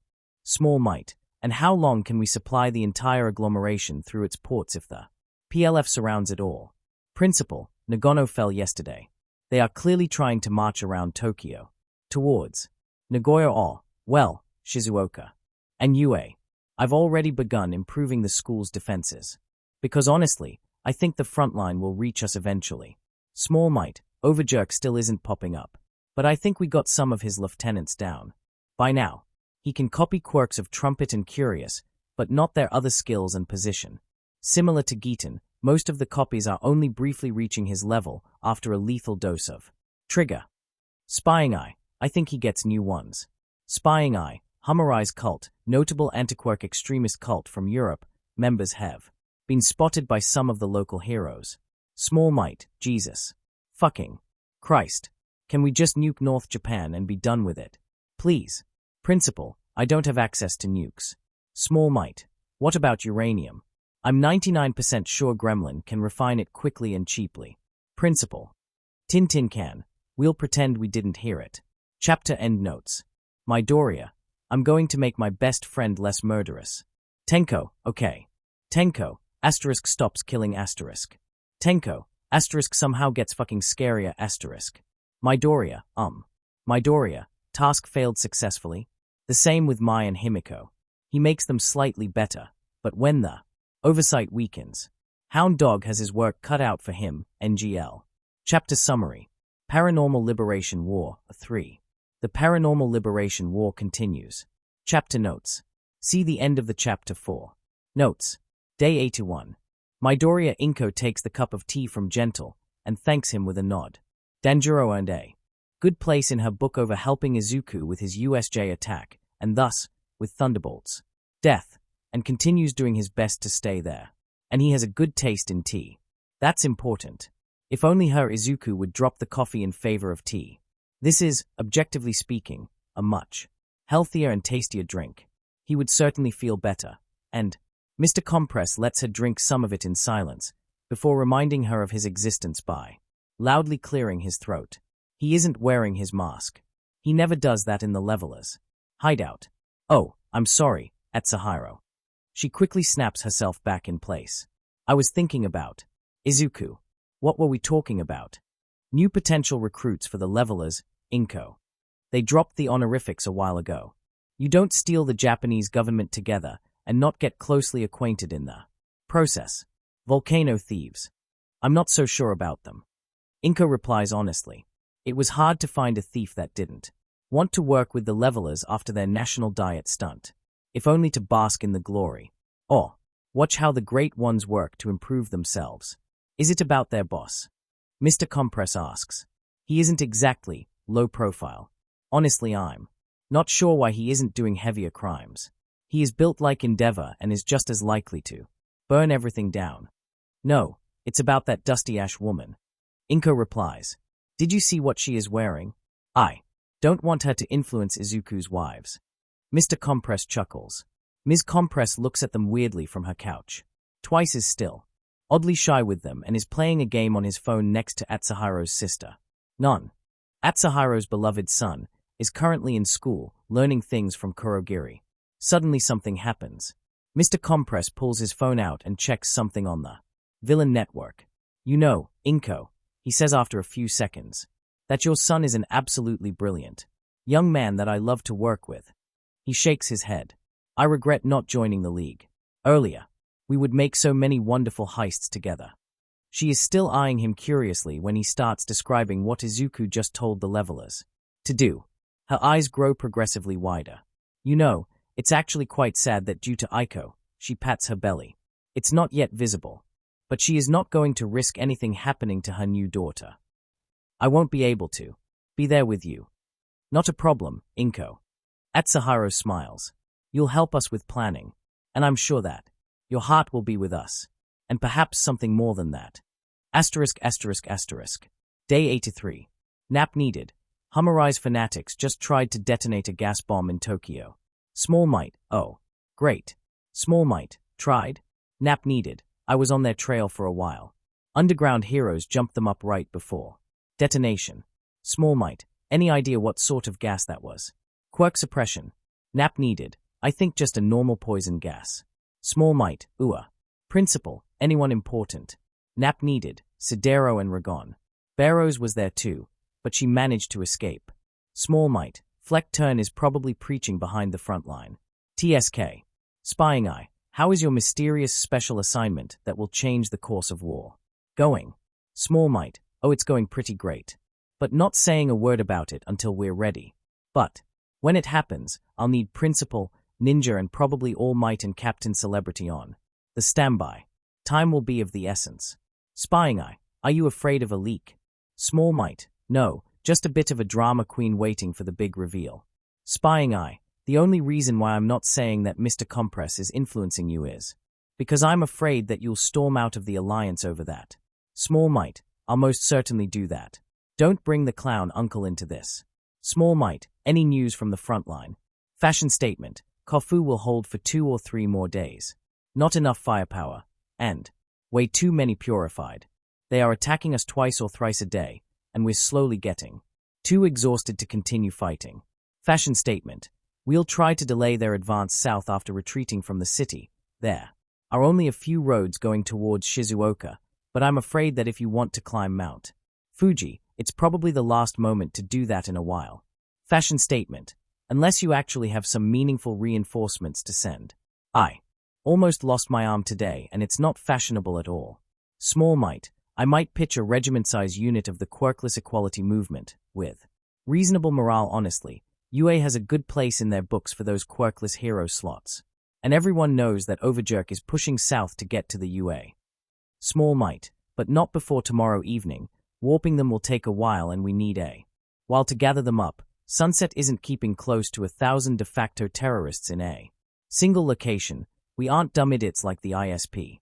Fashion statement, that would be helpful, but frankly speaking we need some heavy hitters to deal with the purified the most. QEM will help keep the MLA riffraff at bay. But, Small Might, I'll send Nine's crew and tell Sunset to stay as combat support.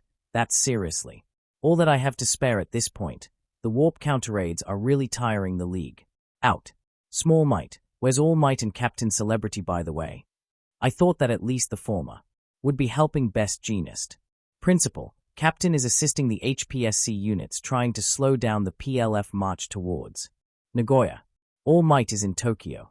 It's almost encircled and we need him there to suppress the general panic. Small Might, understandable. Asterisk asterisk asterisk. Day 9 to 4. Fashion statement, Kofu has fallen. Fashion statement, we're retreating south towards Shizuoka. Fashion statement, we'll do our best to delay the enemy. Fashion statement, at Small Might we've lost contact with the QEM regiment. I think they retreated east towards Tokyo, but can't confirm. They are either dead or something is jamming. There comes Small Might. Sunset and Kurogiri are evacuating them. I'm a bit busy doing the rearguard. Action together with the rest of the league. We'll contact you later. Spying Eye, what? What happened? I thought PLF was retreating. Fashion statement, it was until it wasn't.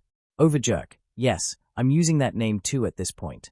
Sent 90 purified, including 10 with gigantification quirks as a vanguard. The collateral damage and civilian casualties are probably terrible. Fashion statement, if the League didn't warp in what I assume to be the fabled Gigantomachia and have it set a one-man charge at the enemy flank, we would all die here. He kept them occupied long enough for us to disengage. Still alive, League warped him out. But he looked seriously beaten up. Fashion statement, it will be a miracle if more than half of the Kofu defenders got out. Fashion statement, Majestic, Death Arms and Airjet dead. Snipe vanished somewhere and I don't know what happened to him. No less than 2 GSDF regiments destroyed. We'll probably piece up a company or two from the survivors once they stop wandering the woods. Or sneak out of the city. Fashion statement, this is a disaster. Less retreat and more a rout. Principal, oh dear. Principal, when the League evacuates, I'll ask Legion to have Kurogiri warp in Captain. Celebrity to give you some breathing space. Principal, never mind. The PLF is attacking Nagoya outskirts and HPSC has nothing to spare.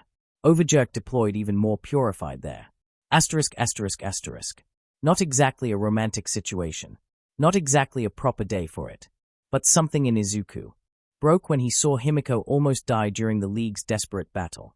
Sure, they won. Or, to be exact, they managed to retreat.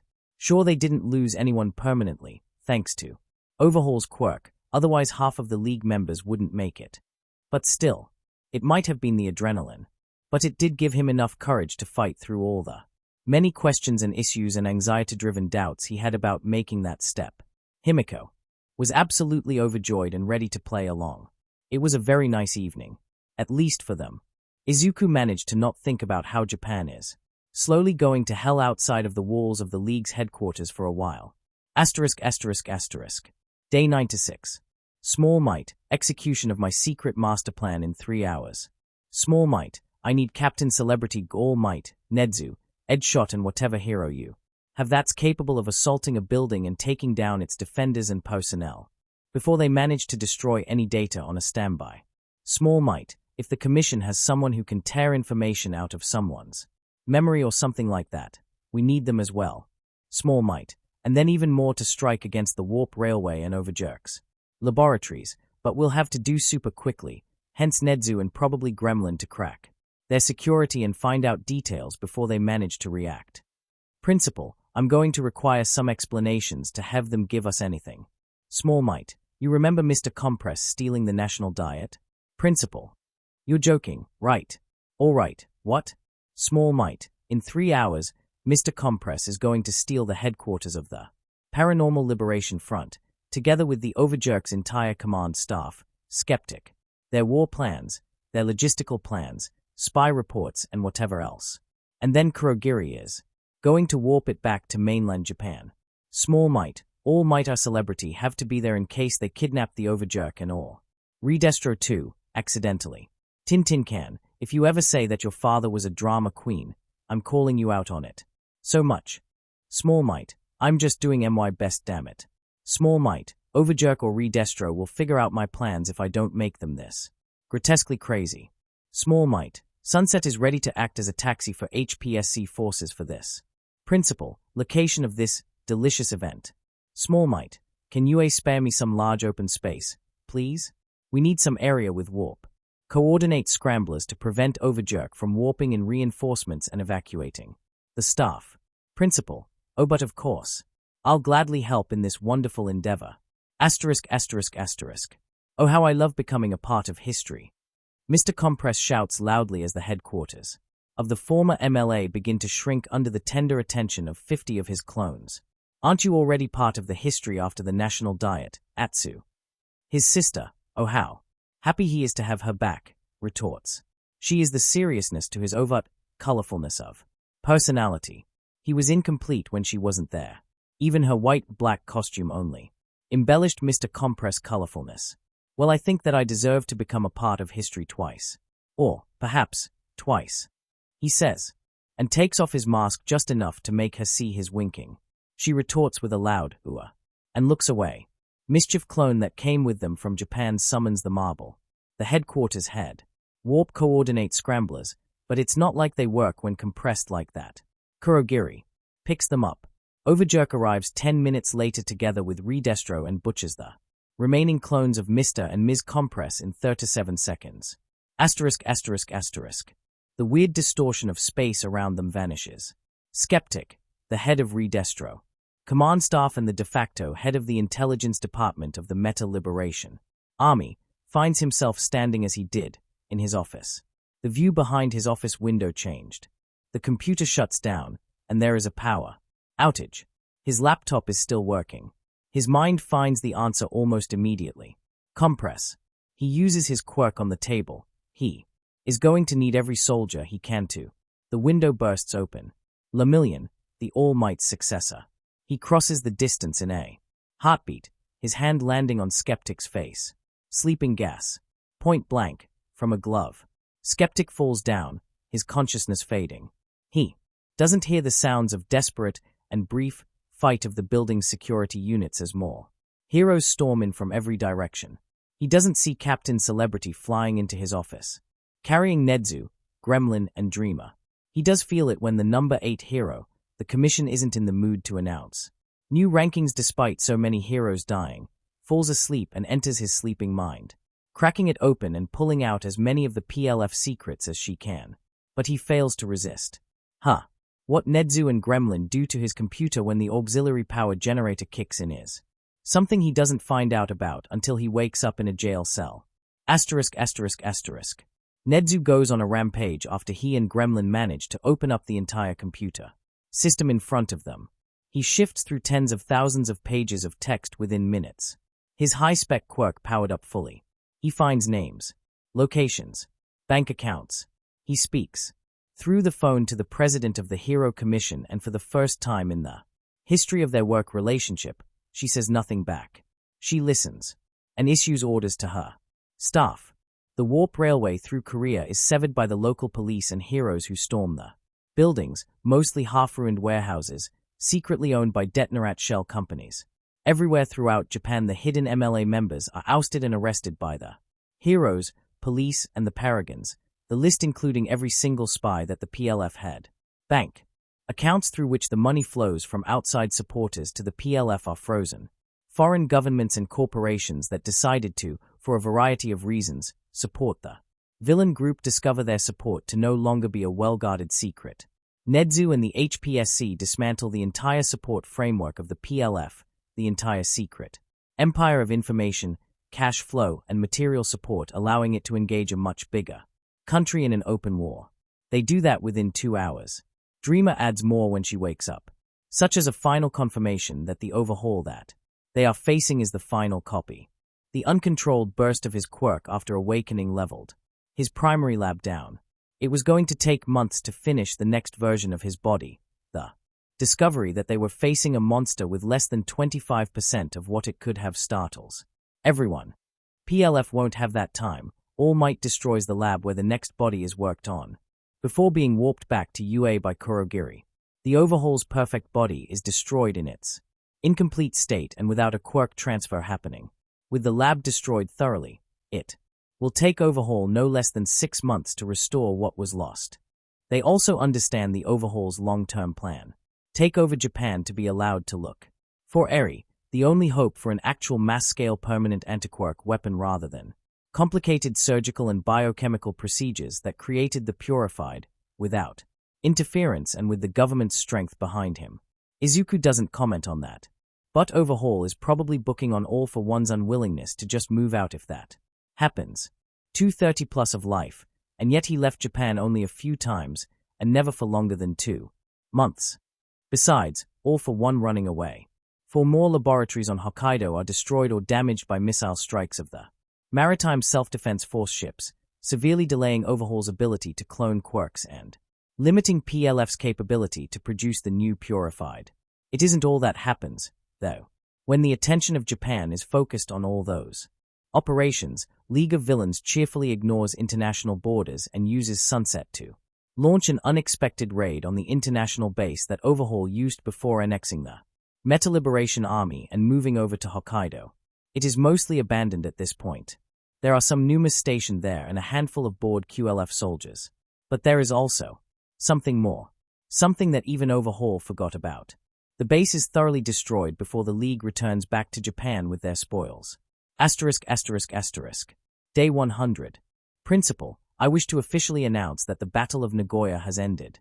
Principal, PLF forces are pulling back and shortening the front line in the west. Small Might, oh shit, finally a major city that they attacked but didn't capture. Principal, this isn't a lot to be happy about, but yes, it is something to be happy about. Principal, the casualties are something not to be happy about. That was probably the fiercest battle of the war, since if Nagoya fell, Shizuoka would too, and the Kihanshin would be open bare before Overjerk. Even Tokyo, we all heard about the riots and the food rationing, might have surrendered. Principal, HPSC did everything save for issuing a no-retreat order and putting those who broke it before firing squad to repel the attack this time. Tintincan, do I want to ask about the casualties? Principal, I was going to announce them regardless. Principal, Paragons, 34 dead, 72 wounded, Valiant and Foresight, number 3 and 4, are dead. Principal, Heroes, 92 dead, 450 wounded. Fourth Kind, Snatch and Takeshita dead, Ryukyu. Rock Lock and Uwabami heavily wounded, from more notable names. Principal, 15000 plus dead GSDF members, twice more wounded or lost. Principal, PLF casualties estimated at 150 plus purified, 50 remaining Numas, 30 Gitan clones, and 15 Redestro clones, 100 plus A-rankers from Tartarus and no less than 40,000 regular warriors dead, arrested or too heavily wounded to return to the war. Principal, civilian casualties might be approaching 150,000 in dead, wounded and lost, especially due to the mass deployment of gigantified purified and Gitan clones freezing entire districts. Tintincan, I hope this war ends soon. We are losing too many civilians. Too many heroes. Small Might, pats the back *. Small Might, I believe that the stunt with stealing their headquarters that we pulled was enough to stop their advance. They no longer held the advantage. There'll be now a period of a stalemate before we'll start pushing them back. Spying Eye, I believe that you are wrong. Small Might, oh? Spying Eye, thus far Overjerk responded to every failure, training camp battle, Tartarus attack, by organizing an even greater attack. I see no reason why he would react differently. This time, Spying Eye, he still has a lot of spare firepower left. Spying Eye, and he knows that Nedzu and the UA helped arrest Skeptic and dismantle his support network. Small Might, shit. Principal, oh dear.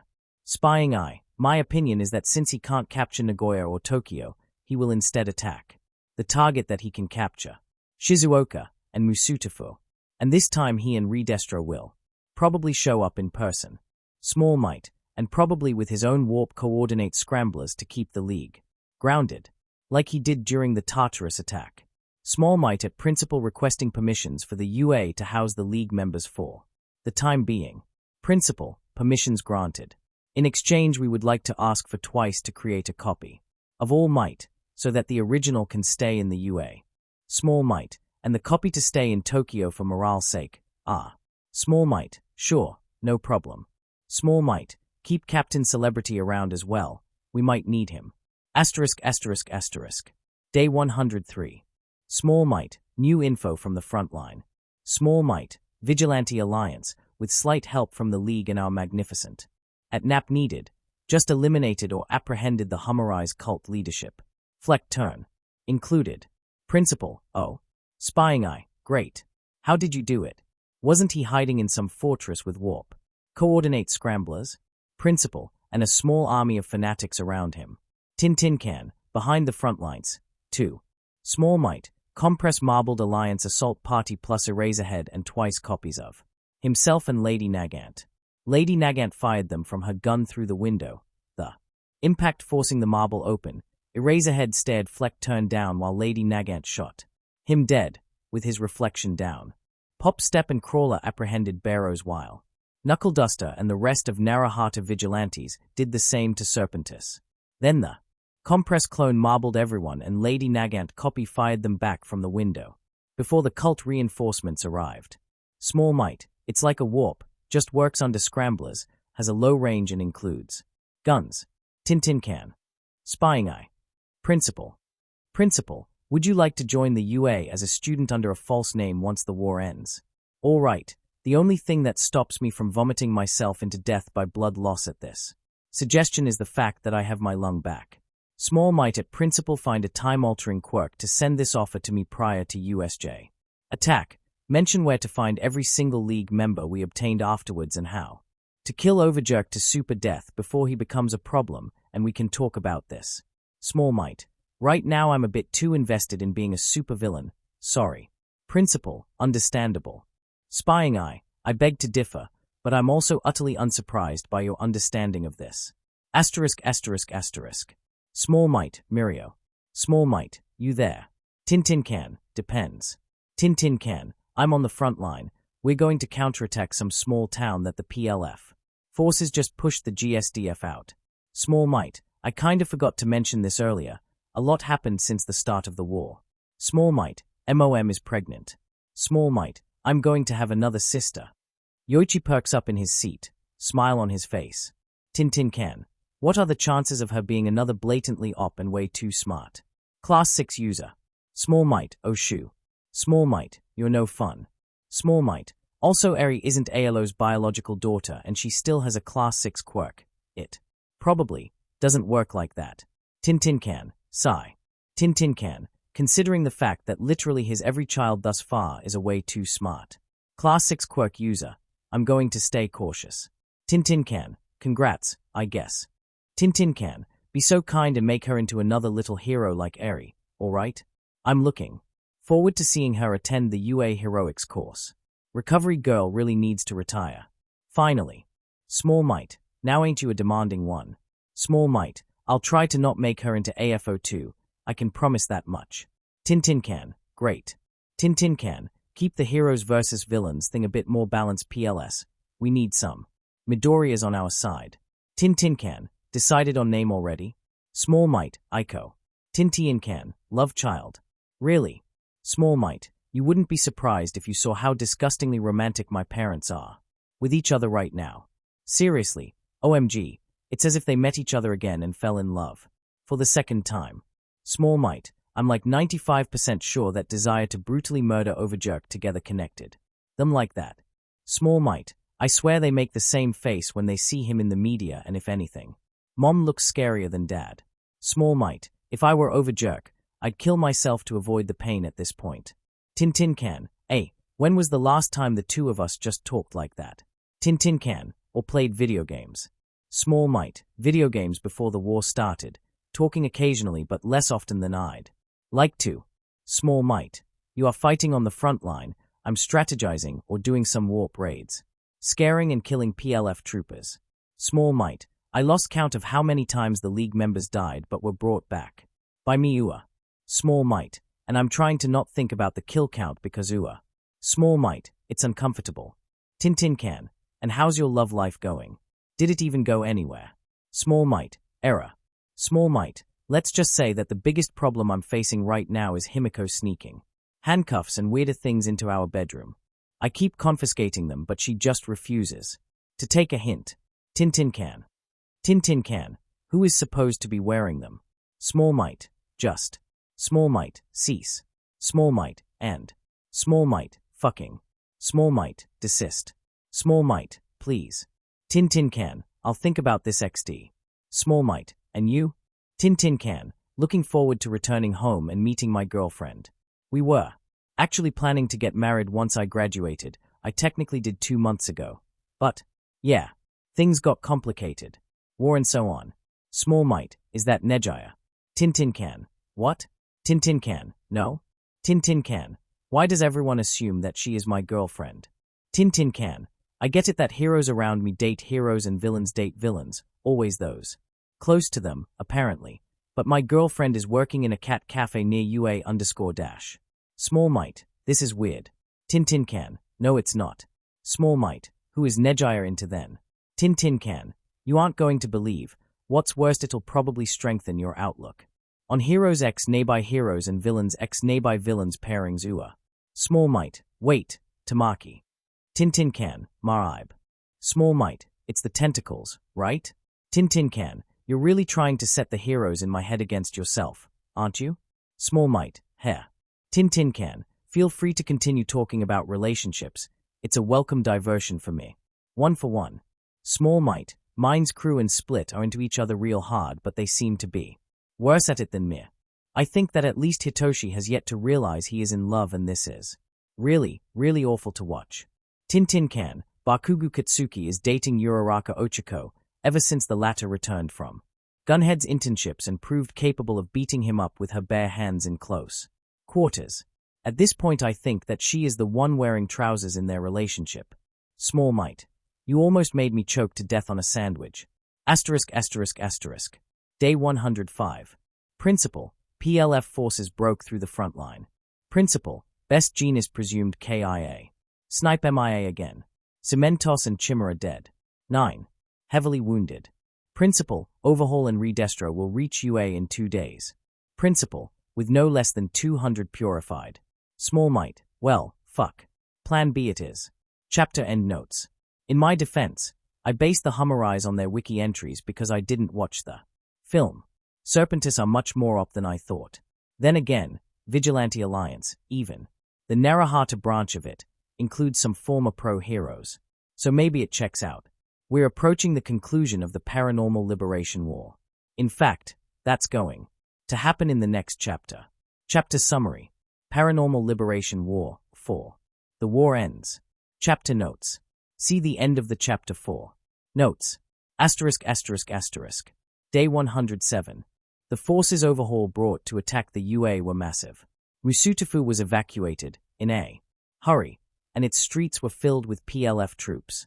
200 purified, a crowd of remaining Numas, including the soul still standing high-end, dozens of Gitan and Destro clones, thousands of regular warriors, and no less than 100 A-ranker escapees. Plus, of course, Destro and overhaul themselves. This time there was no pulling back. Punches. In front of them lies the UA. Currently, after Nedzu's maniacal monetary spending ever since the start of the war, the best defended place in Japan. UA War was expanded into a towering, several-level monstrosity armed to the teeth with automatic guns, anti-tank cannons, and even missile launchers. The entire security had several backups, including no less than 3 separate drone networks capable of taking over the whole thing, with the defenses continuing to work even if the PLF amassed all their technopods in their army for a single attack. This was going to be no Tartarus. The enemies that would fight their way through the UA wall would have found themselves facing the second line of defenses, a network of bunkers and pillboxes established by late Cementos before his departure for the front lines, garrisoned by the GSDF forces with support of the pro-heroes, vigilante and villains of the League that Nedzu managed to gather before overhaul reached his school. Plus, of course, robots. Lots of robots, including 30 executors, known to the school students as the 0-pointers. This time with all limiters off, like they were during the training camp attack. Lethal attacks, no automatic shutdowns after being hit anywhere with sufficient strength. It was a war, after all. If both defense lines were going to fall, the defenders were going to fall back to the actual school grounds, where they would hold the ground until the Plan B, the joint, and rather desperate creation of Legion and Sir Night Eye could be executed. The battle started with the remaining QLF units shelling the school grounds from a distance. The counterbattery fire silenced them within 3 minutes, with Nedzu and Power Loader directing the artillery units of GSDF QEM, and UA to open fire upon the advancing army. The biggest miscalculation of the Paranormal Liberation Front during the battle for UA were the automatic defenses of the UA wall. There was a reason why guns were optional in the modern world of crimes. Stronger quirk users could either tank, dodge, or kill from a distance. Every gun user. The UA wall carried some really nasty guns, but the PLF had purified. So no. Biggie, right. Wrong. PLF now non-existent spies failed to notice that one of the companies participating in the UA wall expansion project was in fact a shell company of the villain industries. Nedzu refused to take any chances with the defenses of his beloved school. He had David Shield inspect every single one of Gremlin's additions to the wall in order to make sure that the League sneaked in no surprises. And even then, he was still going to tear it down after the war ended. The combination of the engineering genius of David Shield and the engineering madness of Gremlin, with some organizational and planning help from Power Loader, created one of the most terrifying things in history, especially as Nedzu greenlighted the addition of some choice Detonarat specials to the mix. The result of that was a massacre. Horrifying, trauma-inducing massacre that almost turned the Paranormal Liberation Front attack into a total rout. Scenes in front of the UA wall wouldn't be surprising on the fields of Flanders during the First World War, but in the modern times they were shocking. Without the purified, the assault on the UA would end before it started. The gigantified, purified marched as a vanguard, shrugging off even the heaviest of blows with their additional resistance increasing and regeneration quirks. That was part of Nedzu's plan. However, they might have approached the UA wall, but Captain Celebrity and All Might were there, jumping or flying between wall sections, wiping them out one by one while the Overhaul and his command staff could only throw curses at them. 2 more died as Gremlin fired her slightly oversized railgun from the rooftop of the UA main building. The energy consumption was terrifying, but making the heads of living, Kiju-sized tanks vanish in a cloud of red was certainly one way of establishing a superiority on the battlefield. Overhaul's strongest blade was blunted. Eventually the smaller purified tore through the turrets on the UA wall and Redestro himself caved in the main UA gate with his fists. But the price for that was enormous. During the first 30 minutes of the assault, PLF lost no less than 30,000 soldiers, wounded, traumatized, dead, or worse, and 50 purified. Overhaul shouted in anger and ordered his Eclipse clones to move outside of the range of the UA coordinate scramblers to start warping in reinforcements. The battle was going to be much more bloody than he anticipated. Oh, if only he knew. The PLF forces poured onto the UA grounds only to discover several nasty things. The first one that they discovered almost instantly was the fact that the mines used during the last school festival weren't the only type of landmines available to the UA.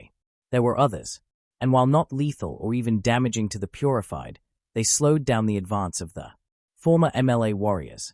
The second thing they discovered was that Nedzu was a mad genius. He was the one who planned the entire second defensive layer. The first one was more of a welcome party to him. This one was the real deal. And he did that by taking full advantage of his high-spec quirk. The pillboxes, bunkers, and so on were placed perfectly, with mechanical precision and attention to details that made any deviations from the original plan be counted in millimeters. It was hell. Every open space was a trap, designed so that several defensive positions could fire at the attackers from almost every direction at once. And it's not like said defensive positions were easy to take down. Cementos did his best. It was not a pure concrete. It was reinforced concrete created with some trace additions that only made said concrete tougher and more resistant. Purified and the stronger Numus could bulldoze through them with enough force, and so could the Redestro and Geeton clones. Nothing else had much luck. Several bunkers were carved open, with the attackers trying to pursue the defenders into the labyrinth of the underground corridors dug out with the help of some earth-altering quirks. Fatal mistake. The corridors were a death trap even worse than the surface installations. Overhaul was impatient. He knew that he couldn't continue this assault forever. Reinforcements were on the way for Nedzu as well, or so he suspected. He was yet to find out about the odd assembly of paragons and table members being warped in by Kurogiri to a place a few kilometers behind his command post. Worst of all, he literally couldn't lose that Battle. Losing in Shizuoka right after losing in Nagoya. That would be a mood changer. Force that. Controlled half of Japan, and not the densely populated one, couldn't allow itself to lose two. Major battles in a row. And by the time the PLF forces broke through the UA wall, Overhaul lost too many soldiers to be able to pull back and call it a day without having Nedzu and perhaps All Might's blooded corpses to show to the world. He still didn't show up on the front line himself. Without that, Plan B couldn't start. Redestro was unimaginably stressed. He saw the MLA warriors, people he knew by name, and by quirk, all of them, were dying left and right. The UA defenses were several orders of magnitude greater than he or Overhaul expected. Unfortunately for the defenders of the UA, Redestro's strength is proportional to how stressed he is. And right now he is very, very stressed. 80% liberation is a go. He is now a black, hulking juggernaut capable of crushing everything in his wake. He crushes bunkers, annihilates heroes. Nothing can stand against him. Rat just tried to corner him with a hero party. Crimson Riot and Fat Gum to resist his attacks and draw his attention, with Edge Shot appearing out of nowhere and knocking Redestro out with his super move. 3 notable heroes including Edge Shot, number 4 hero. Redestro is flattered. Rat didn't know that Redestro wasn't showing up on the front lines earlier because Overhaul was improving him. Crimson Riot is sent flying almost instantly. Fat Gum has his fat storage emptied in seconds. Edge Shot moves too slow and almost dies. The ninja reforms away from him, clutching the broken remnants of his legs. Redestro lunges towards him. He will end the number 4 hero right there, before he escapes. He can see the dawning horror in the ninja hero's eyes when suddenly something hits him from the side with enough power to throw him back. He stands back from the hit. It was strong, but nowhere near strong enough. But his stress. Yes, his stress is growing. There is a figure in a hero uniform floating in the air next to Edge Shot. Redestro recognizes him immediately. My oh my. He laughs while now scrawny Fat Gum pulls Edge Shot back. Crimson Riot is back there, bleeding profusely but still ready to help carry number 4 hero to safety. I didn't know that one for all makes people fly, Lemillion. There have been developments. The hero replies scarcely. He doesn't even acknowledge the fact that Redestro knows about his quirks. Overhaul told them all. One for all isn't the only power I carry now. All Might is probably busy tearing through the Purified, together with Captain Celebrity. That was one terrifying team-up, in Redestro opinion. Celebrity with his aerial mobility was pushing them towards All Might. Nedzu was probably telling him where to go exactly to achieve that. Guess what, Lemillion? Redestro smiles as his stress level approaches 100%. I have more than one quirk now as well. The quirks of his compatriots are in him, now. He powers up Gitan's quirk and the temperature around him falls down, the ice readying itself for ranged attacks. Curious quirk. Makes his touch make everything explosive, that's how he got Edge Shot down. And Trumpet's quirk empowers the MLA warriors storming the area during the fight. He will take revenge in their stead. He will win for them. The attack gets bogged down after 3 hours of grinding warfare of attrition. Nedzu's ingenious fortification planning and his callousness when it came to ordering half-dead heroes to continue fighting finally succeed in staving off the PLF advance. There is only so much that the Trumpet clones can do when it comes to making their fanatic followers continue their attacks over the piles of corpses of their predecessors. They were picked for their charisma and oratory skills, but at this point they are the ones who are having enough of it. There is also the part when they finally see the school main building, which also means that Lady Nagant and Gremlin can see them too. Crawler acts as a spotter for them both, the former eliminating officers while the latter opts for Redestro and Gitan clones. The attack slows down and finally halts.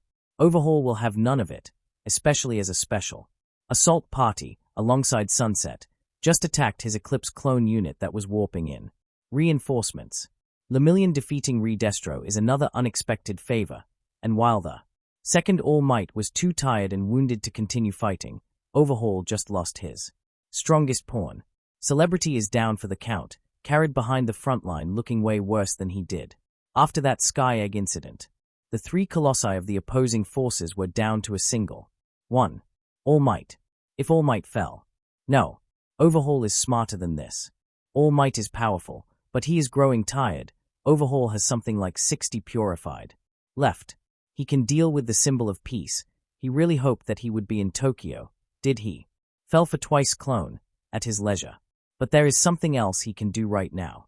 He grabs some of the warp quirks users he has on standby. He gathers the technopaths. They can't exactly take everything down like they did during the training camp battle, but they can make a brief breach. And, besides, they've been monitoring the enemy communication long enough to find what he wanted them to. Technopaths glitch the UACE warp coordinate scramblers momentarily. Overhaul steps out of the warp gate in the middle of Nedzu's command post. That infuriating rat is enveloped by his quirk in 2 seconds. Nedzu and Sir Night-Eye, and everyone else in the room, die almost instantly, their bodies disassembled into blood smears on the floor. Blood smear that changes into mud. Twice clones. Overhaul has a split second to understand that he fell into a trap before Stain, Miruko, Mr. Compress, Eraserhead, and Legion, of course he is there, storm the room. Eraserhead switches off Overhaul's quirk with his own. Legion stares him down. Eraserhead's quirk does nothing to Overhaul's massively improved body. He is superhumanly fast and strong even without his quirk. There are many quirks, diseases, in his mind, out there, and Chisaki knows he needs every asset available to defeat them all. His quirk also does nothing to Overhaul's quirk. Eraserhead never found out that the quirk suppression gas was created on the basis of his quirk. All that Overhaul needed was a blood sample that he stole from a UA-aligned hospital long ago. That and a late bloomer from the QLF with a quirk allowing them to multiply. Liquids. All he needed was a single drop of Ares blood this time. Overhaul had a lot of Eraserhead's blood to spare when it came to analyzing quirk. He rendered himself immune to it. But he can't say the same about the 2 Eclipse clones behind him. He tries to overhaul them through the floor, but his quirk refuses to work. Legion came. Well prepared, Rabbit fell asleep elsewhere out of quirk exhaustion. He tries to overhaul the floor itself, impale them all on the spikes, but his quirk once again refuses to work, this time. It's due to Nedzu having Rock Lock use his deadbolt technique on the ceiling of the floor.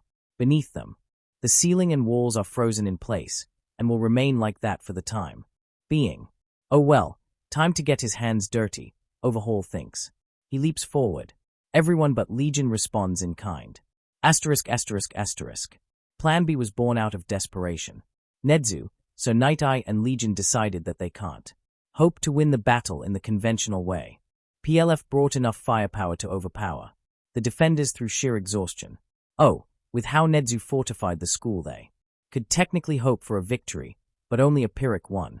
Another Nagoya.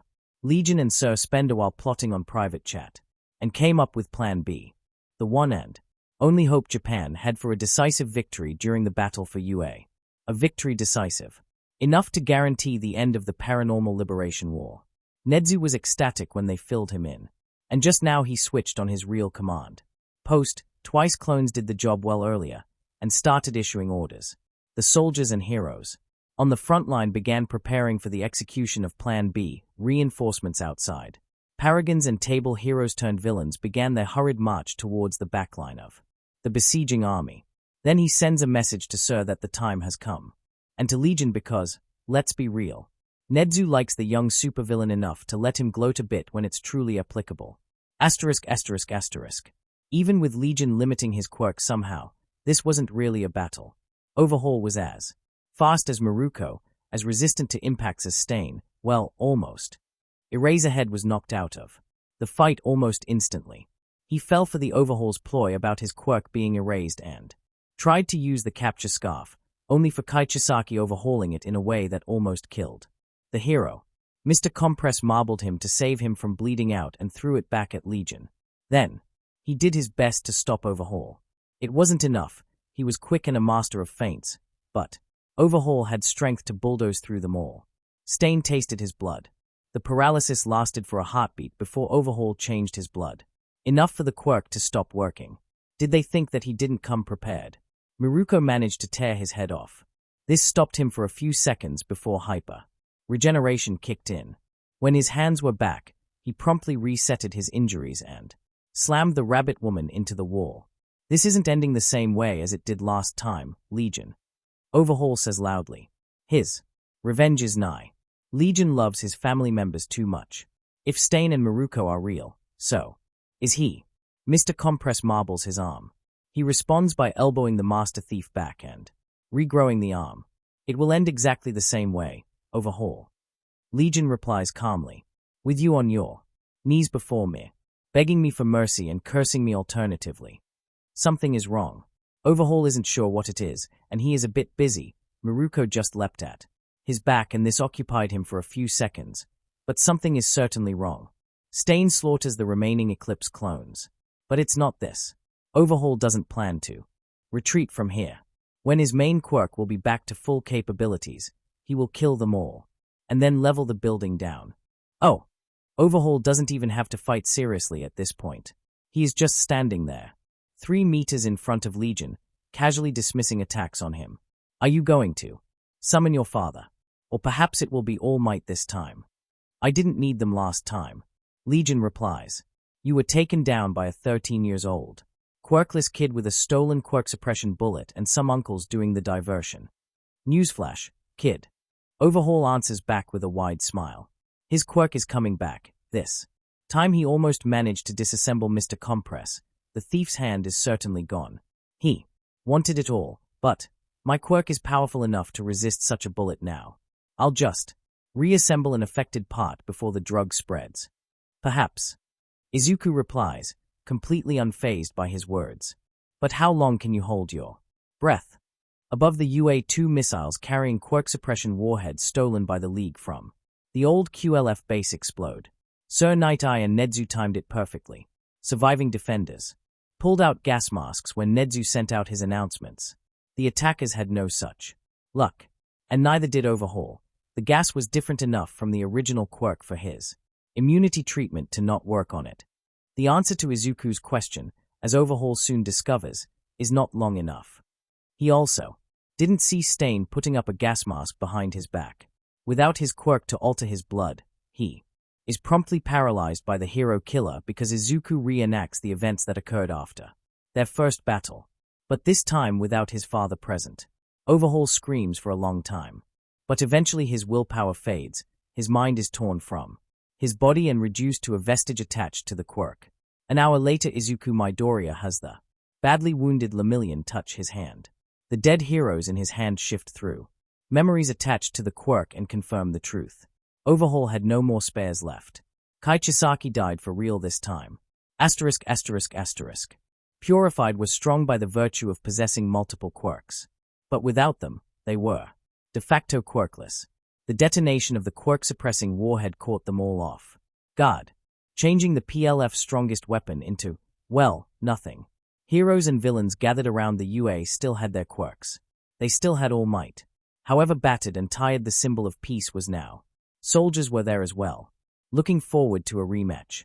The regular MLA warriors carried no weapons and almost no skills when it came to quirkless warfare. The few QLF regiments that somehow were a part of this task force did their best, but it wasn't much. And the less was said about the A-rank escapees and the Gitanig Destro clones the better. It wasn't even a battle at this point, especially after Spinner, Vantablack, and Vampire slaughtered the now orphaned Overhaul's command staff and the odd alliance of paragons and table villains under Gang Orca. They were going to go back to trying to kill each other in a few days, no doubts about it, began sweeping through the PLF's backline. It was a rout, with every passing minute making it look more like a downright massacre. Only those who surrendered were spared. Asterisk, asterisk, asterisk. Redestro made a crucial miscalculation. He decided to escape the captivity, despite Lemillion arresting him. Quirk-suppressing warheads exploded over his head and he lost his quirks. Despite that, he was still a genius with an omnidisciplinary knowledge about, well, almost everything. Escape artistry was among his abilities, and the people fleeing from the battle were mostly his loyal servants. They did their best when they recognized him. It took him a lot of effort, but he managed to avoid capture or death. He was traveling northeast, towards Kofu, with some MLA warriors, already busy thinking how to recover from this disaster. When his enemies found him, he realized how crucial of a miscalculation his escape was when he heard someone referring To him as Rikiya-san through a megaphone. Then came pain and, after way too much time, merciful oblivion. With Overhaul and Redestro dead, with all major lieutenants of the former MLA dead or imprisoned, with the PLF's international backing eliminated and resistance groups on the rise. Everywhere throughout Hokkaido and northern Japan, the war was essentially over. What was left was cleaning up. *****. Day 137. Principal, I'd like to officially announce that Amplivolt, the new Grand Commander of the Meta Liberation Army, has officially announced its surrender. The paranormal liberation. War is over. Small might, they actually elected someone. Weren't they pretty much having a small civil war over the seat? Principal, apparently most of the candidates decided that it's a lost cause since they obviously lost the war. HPSC retook Nagata yesterday, and the MLA casualties together with the plague of desertions has made it shrink to something like 60 to 70,000. Principal, QLF has officially split, but the MLA has destroyed the majority of it, apparently. Tintin can, they surrendered because now they still have some cards left, like a promise of not destroying northern Japan even more, and can hope to get themselves be treated like a side of a legitimate war instead of a villain insurgency. Him? Principal, yes. They will be treated like a foreign army instead of villains. At least, mostly. Principal, I'll make sure that whoever was connected to war crimes will pay. Small might. Didn't we technically violate international conventions by deploying biological and chemical weaponry? Aren't we war criminals? Principal, well, we won the war. Small might, fine point. Spying eye, ugh. Spying eye, I just realized that I did, technically, use a chemical weapon. After all, it was me who pressed the button to launch the missiles. Which, technically, makes me a war criminal. Then again, it was a non-lethal chemical weapon. Small might, what about matching t-shirts? With an inscription like Geneva Convention is. A bitch and I'm its pimp or something like that. Spying eye. Spying eye, I'm going to pretend I didn't hear that. Tintin can, these words are spoken on this chat way too often. Principal, I want one. All right, you are still going to jail after this is over. You remember that, Nedzu? We made a promise about it. Principal, well, I might be going to jail, but at least I'll look dashing in that t-shirt. Tintin can, jail? All right, it's complicated. Small might, Small might, keep him around. Small might, I need someone to play a real-world grand strategy game against me. Principal, oh, I assure you that I can do that from the jail. No problems on my side. Small might, also the hero commission. Principal, ugh. All right, ugh. Fashion statement, your. Small might. Shit, stop trying to write with your arms in the casts, genist. Small might. Let's keep the truce for a month or two more. I'm not sure if the president of the HPSC will actually relinquish the dictatorial rights. And that's low-key worrying me. Also, I'm still killing her for Miruko, NGL. Principal, tell me if you need help with that. Spying eye, ugh. *****. 3 days after the MLA surrendered and the majority of the heroes, soldiers, police, and the paragons were busy with the resulting wave of prisoners to deal with, something happened. It occurred in a small and otherwise unremarkable district of an equally unremarkable town. A white-haired girl with a small horn on her forehead didn't return from her school. After 10 minutes of growing increasingly worried and 2 missed phone calls, the man with a black mist for the head phoned her father. Chapter end notes. Kill me, but despite thinking for a long time, I couldn't imagine more ironic fate for Overhaul, the man that wanted to end quirks and was ready to kill for it, than to die, desperately wishing that he still had his quirk. Also yes, Japan is officially fucked. Chapter summary. Return. All for One returns to the business. Chapter notes. See the end of the chapter 4. Notes. Izuku was still trying to wrap his head around the fact that the war was over. Oh, there were still skirmishes with some diehard MLA fanatics here and there, but that was for the heroes to worry about. Even Captain Celebrity returned back to the United States, with tens of thousands of people popping up to tell him farewell at the airport. Heartwarming, really. He has decided to give himself a few well-earned free days. Hell, he gave those to almost everyone, or at least everyone who wanted to have free days. The League spent 2 first days after the end of the Paranormal Liberation War partying because honestly at this point, there were literally no supervillains in the country that weren't acquainted with the League. 75% were actually present at the party. That was an achievement. Then he got an early warning from Kurogiri, who was mysteriously absent for the past few hours, and this was bad because they were too afraid to try to pick up alcohol from his bar. Without him. And his blood ran cold. Fuck. Izuku shouted, jumping up from the couch in the living room, startling the hell out of the people. My dad will be here in half a minute, get ready.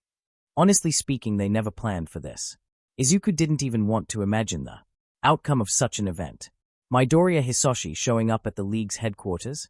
Himiko and Rabbit knew him, and they were obviously the ones freaking out the most after Izuku. Miruko knew about All for One, but thought that he was dead. She just froze near the bar, where she was busy inebriating herself with, who would have thought, Stain. Split didn't know a thing, and Izuku cursed himself for not mentioning it earlier. Tenko knew him, but didn't see him for years now, but Suto didn't.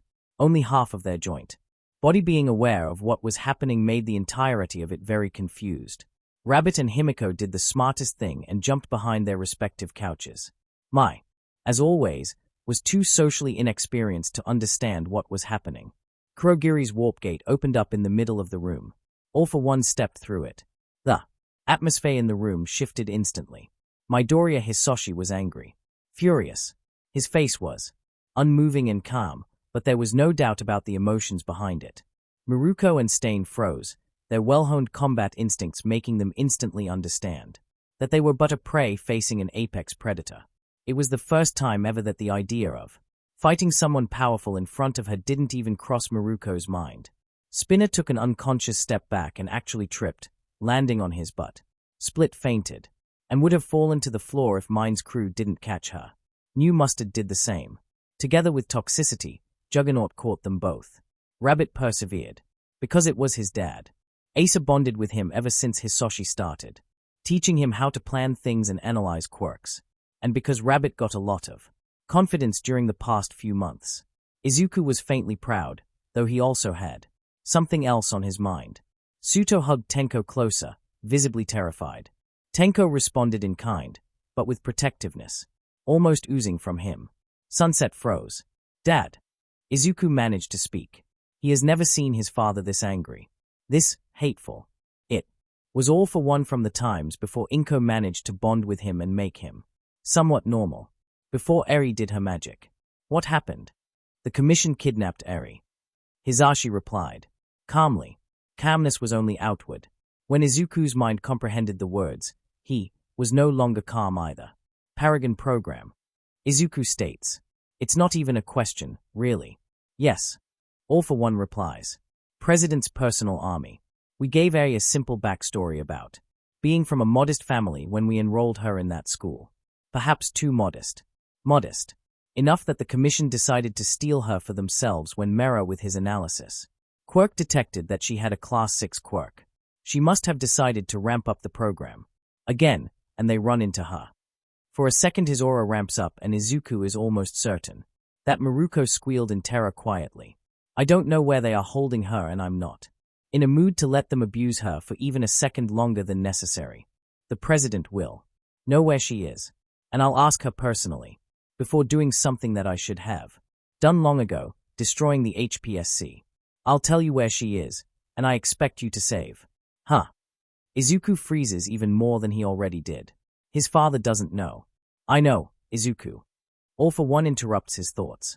I don't need a mind-reading quirk. You healed him during the training camp battle, didn't you? Izuku opens his mouth to respond, but no words come through. Do not try to apologize. You needed him alive for your long-term goals. He is my nemesis, not yours. But this calls for some adaptations. He approaches Izuku. Izuku spent enough years with him to not be afraid of him, somehow. He doesn't flinch even when Hisoshi Midoriya puts his hand on his head and activates All for One. He makes no resistance. The second copy of Overhaul's quirk leaves his body together with the immortality quirk he stole from Dr. Garaki. Seconds later quirks began to flood in. Dozens. Hundreds. Izuku gasps when his father retracts his hand. What? He tries to say, but is interrupted. You're going to need something to measure up to Lemillion once I finish my personal feud. So after today. Hisoshi replies calmly. Most of these quirks I bought or exchanged for others. Hand the others to your followers. I won't need them anymore. I'll give you Mera too. His quirk should be extremely useful to you. Dad, This sounds like, is his father just telling him in his own way that he isn't? That he might not come back? No, this cannot be. Izuku refuses. Izuku. Hisashi looks at him with a faint smile. Children succeed their parents. That's just the way of this world. After today, Eri will be safe and the world will know you as the symbol of evil. I might have joined the parenthood club quite late, but I know that this is the way I should act as a father. His smile grows just slightly malevolent for a second. I'm still going to murder All Might, no doubt about it. And, hopefully, I'll manage to not die while doing so. But other than that, I hope you will finally be able to say that you are proud of your father. I was always proud of you. Izuku says, barely holding tears. Not of you as a villain, but of you as a father. Stating his desire to kill All Might didn't help the former at all. But the rest. For a second, there is a complicated mix of pride, happiness, sadness, and pain on Hisashi's face. Then he gently hugs his son, ruffles his hair a bit with a faint smile, and then turns towards his other son. Asa. Rabbit leaps from behind his couch and hugs him. I'm sorry that I can't be with you for longer. I'm sorry that I didn't find out about you earlier. You didn't deserve what was happening to you for so many years. I should have been there to stop it. Rabbit would have answered, but he is crying too hard for it to happen. Izuku and Asa cry together when Hisashi tells them to save Eri, look over Mom in his stead, and be there for Aiko. Then Kurogiri warps him out. The first thing Hisashi Midoriya does after warping in front of the HPSC headquarters is to find one of the TV cars that are squatting there constantly and have a short exchange of words with the TV crew about the way their equipment works. Then, with a camera he borrowed from them floating in the air behind him, he announces his return to villainy by killing 15,674 people with a single touch. His brother wasn't the only person ever born with quirk-altering quirks. Hisashi spent more than 2 centuries finding people lacking the biological sign of quirklessness yet also not having any detectable quirks. Many were misses, their quirks having just awfully hard to achieve activation conditions. But many were hits. All Might defeated him because he was an avid collector. He enjoyed collecting quirks, but changing them, altering them permanently. It felt like painting over a rare art piece you just bought. It was wrong. So he never tinkered with his quirks despite having quirk altering. Quirks allowing him to alter their expression mechanisms, activation methods, make them stronger, more cost-efficient or even one-up their quirk class. He handed most of those quirks to Izuku. He knew his son. He was going to make so many horrifyingly wonderful things with them. He will be a symbol of evil even better than his father, even if his definition of evil is lacking malevolence in all for one's opinion. The rest he invested into the Overhaul's quirk, and a select few combat quirks he left for himself, making them stronger, expanding their range of influence and making the control, especially in the case of Overhaul, infinitely more detailed. Then he touched the front wall of the HPSC building. Within seconds it warps. Thousands of people working throughout this edifice of bureaucratic corruption die as the walls close on them, crushing them into pulp. Others die, merged with the walls or impaled on the spikes. All for one controls every detail of the transformation, and he is an avid and livid sadist. Those unlucky survive for a while, entombed in small pockets of open space surrounded by solid material, dying only when the air runs out, alone, in darkness, and no hope of rescue coming. Then he uses air warp quirk to move up. He has prepared a perfect stage, and he is the second last of the actors to arrive. With his camera on, and the TV stations just figuring out what sort of material it was bringing them, everyone will see what happens next. President of the HPSC was in the middle of the meeting with the highest-ranked paragons, Mera and some of her closest advisors, when the world stopped making sense.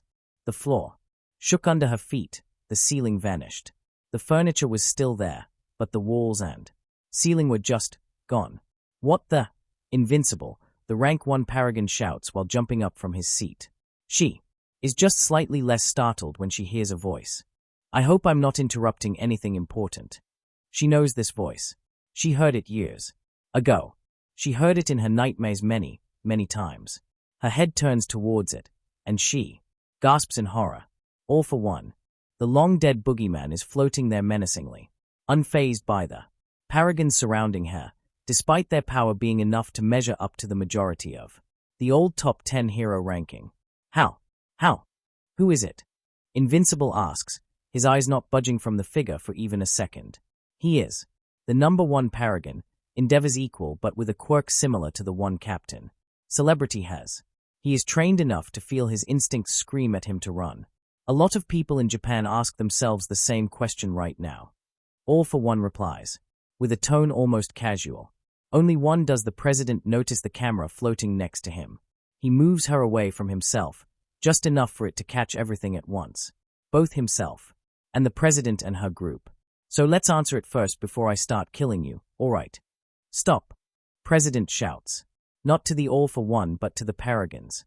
Some of them looked as if they were about to attack him after the last sentence. They stop obediently. She knows that. They would be slaughtered, but she also knows that every single second of all for one's villainous monologue heightens the chance of some additional help appearing. All Might. How far is he from her right now? He is extremely fast when he really wants it. But it's probably dozens of kilometers. She can't hope for him to. I'm Hisoshi Shigaraki. All for one announces. Known also as Hisoshi Midoriya, the quirk thief, or the symbol of evil. I was born with a quirk known as All for One, a class 6 quirk allowing me to take the quirks of others and make them my own, or to grant them to others. President gags.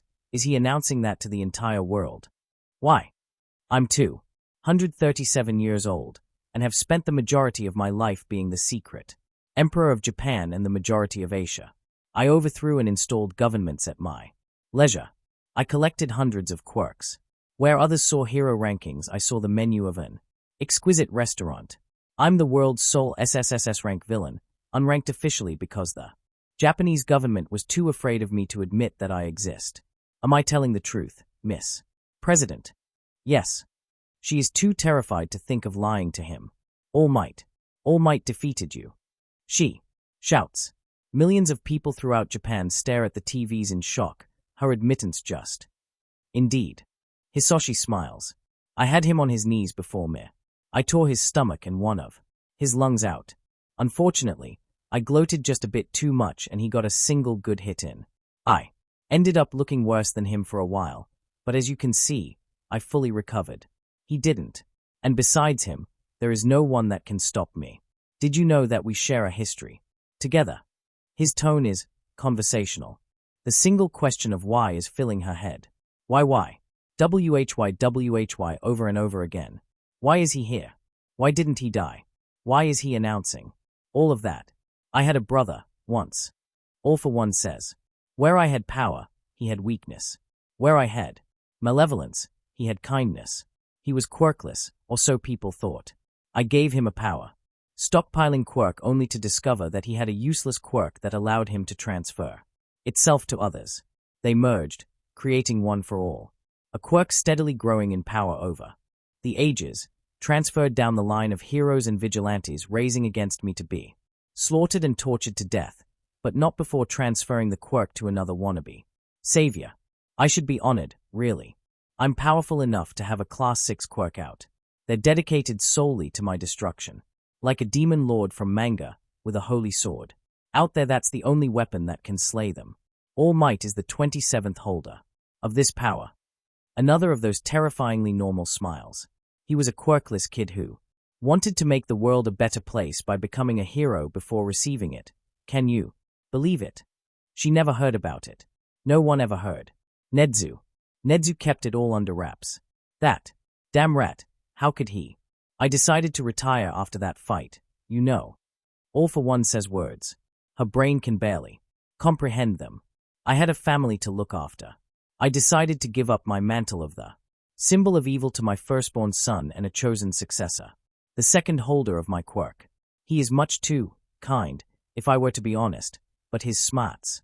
He isn't even 18 years old, but Legion is already the ruler of all villains in Japan after he reigned in my rebellious lieutenants, like Beast, Purity, Redestro, or Eclipse. I'm proud of him, you know. He and Lemillion, the 28th holder of the One for All and the next symbol of peace, will make for a wonderful pair of archenemies. Wait. Too much information. Lemillion has All Might's quirk. Legion is All for One's son.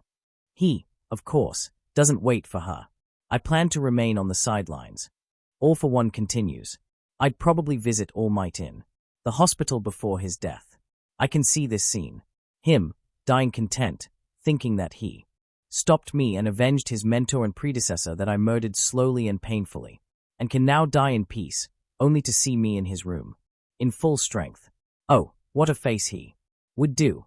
I'd probably bring a camera to record his calm and content face twisting into an expression of emotional and mental anguish. Something to watch for amusement when I'm bored. The sheer amount of malevolence oozing from his every word makes some of the paragons around her take a step back in horror. But then you manage to do the one thing that could make me unretire myself. All for One's calm and smiling face steals up suddenly. Your little sidekick Mera kidnapped my daughter from her school in order to forcefully recruit her into the Paragon program. And I didn't like that one bit. What? Mera did what? The man in question froze completely, staring at All for One with terror on his face. Oh please, don't try to pretend. All for One says towards the president. We both know that the best way to create eternally obedient and powerful pawns is to groom them from childhood. If anything, I must congratulate you. Paragons are a very well-thought program. You are truly a wonderful villain, aren't you? He smiles wryly. Mera has a quirk that lets him find out a general type of quirk and its class merely by seeing a person from a distance. He is visiting schools out there for you, finding bearers of quirks from class 3 up and then recruiting them. Some you buy from their parents, some you get by threatening said parents, and some, like my beloved girl, you simply kidnap. Especially when their parents aren't well off. Then you just pressure the local police to drop the investigation and voila. Really ingenious scheme. But you kidnapped my daughter, whom I enrolled under a false name and backstory. I'm here to take her back. I don't know what you're talking about. President won't admit that this is how the Paragon program works. Not in front of cameras.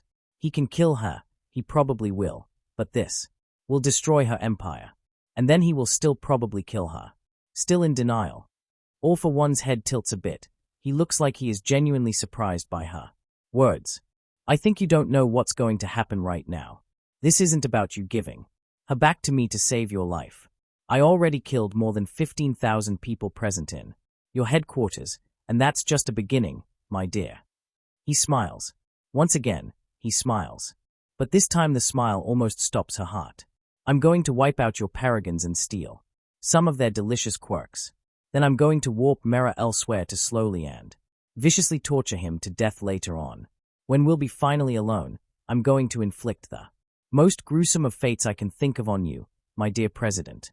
I'm going to drain all of the Commission's dirty secrets from your brain and upload them into the internet, just to thoroughly ruin every politician and journalist who helped you build your little empire of crime.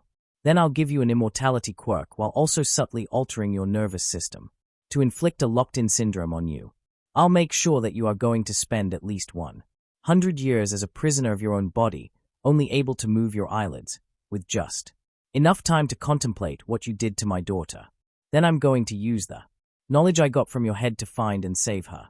After that's done, I'm also going to personally kill every single commission-aligned hero together with their entire agencies.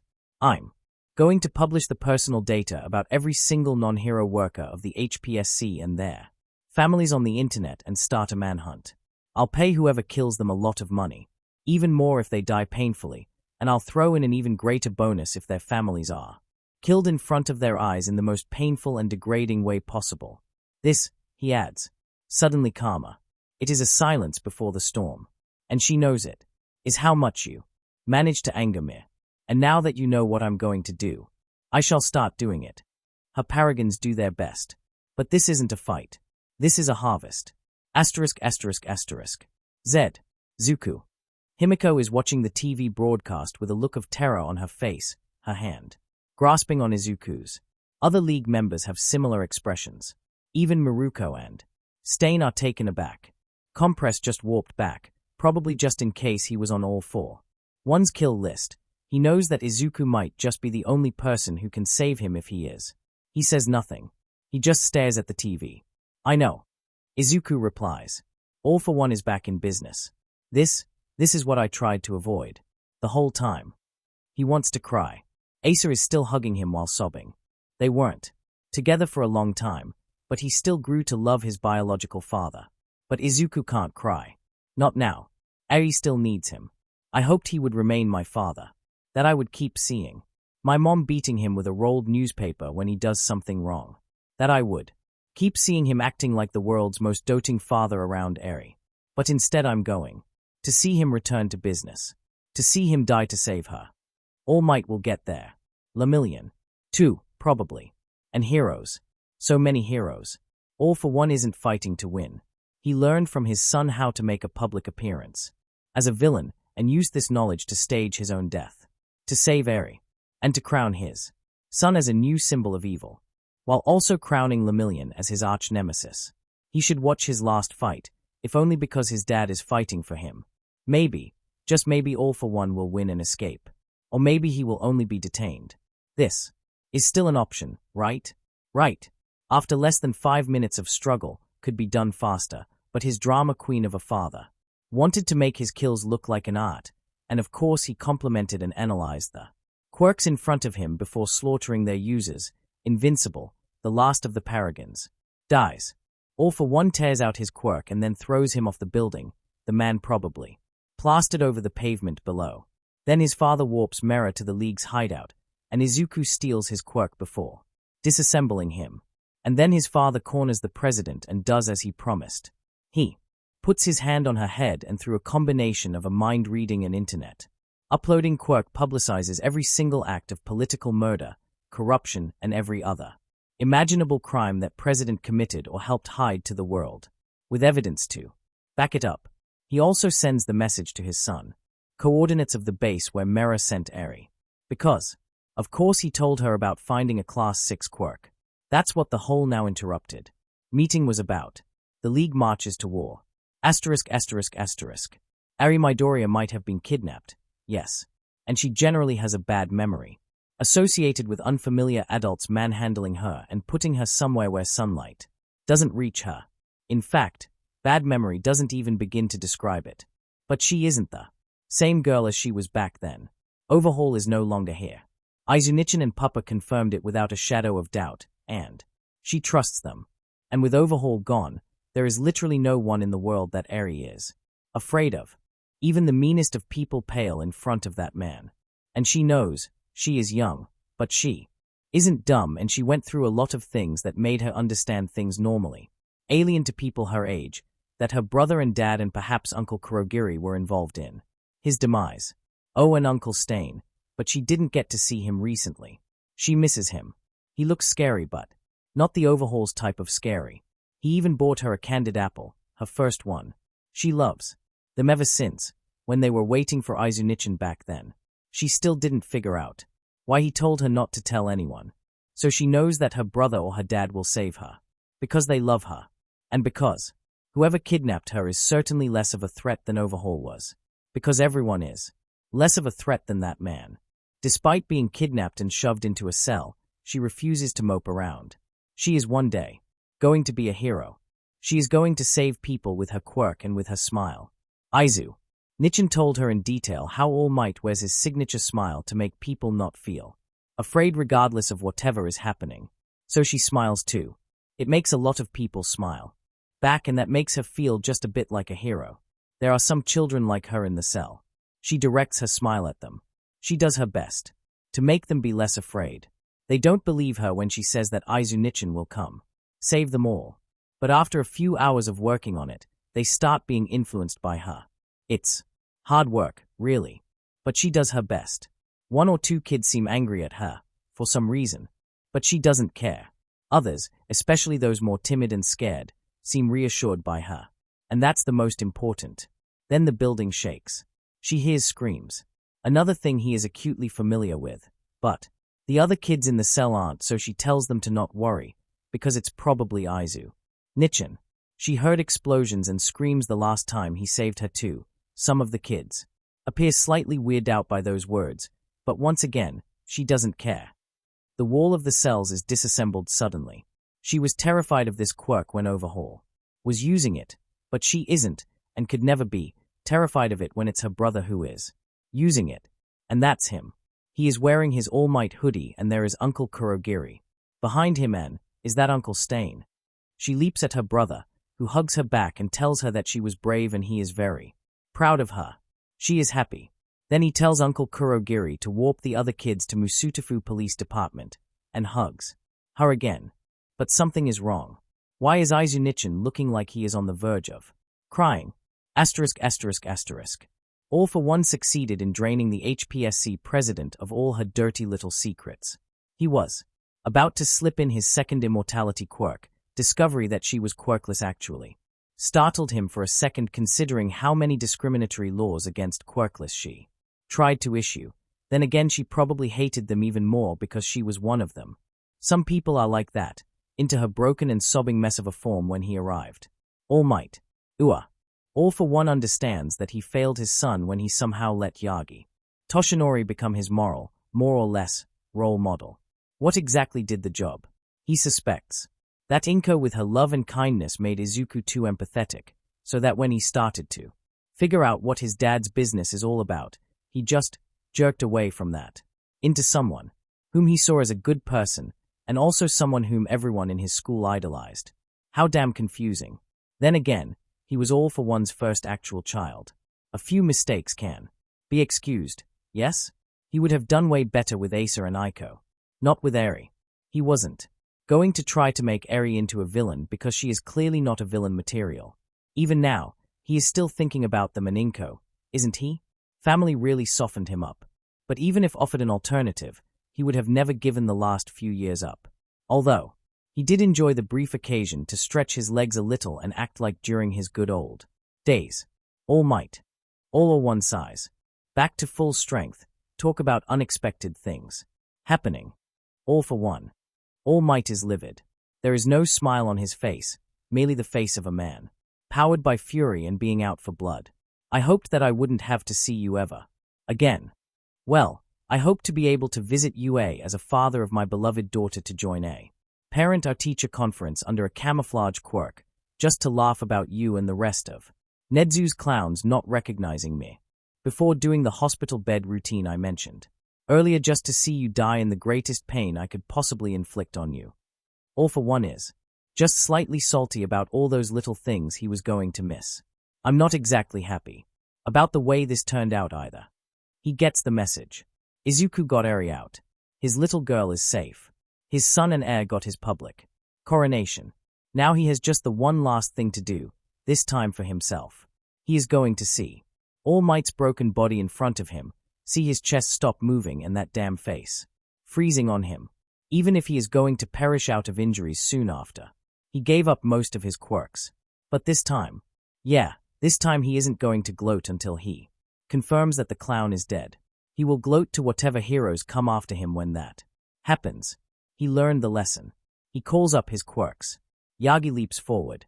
The impact of their fists meeting shatters the camera and throws the HPSC president of the ledge into the abyss below. It is going to be a long battle, but one thing is certain, All for One is going to enjoy every second of it. Chapter end notes. Not going to lie, a platform high in the air that's basically a warped and twisted skyscraper that used to be the headquarters of the HPSC, full of dying people and corpses, some of them probably impaled on spikes extending from the outside wall. Displayed before the world, is a battle arena truly worth of the drama queen demon lord that we all know that All for One is. Also, can you imagine the irony? All for One is battling out All Might because he was trying to save an innocent kidnapped girl and was ready to risk his life for that goal.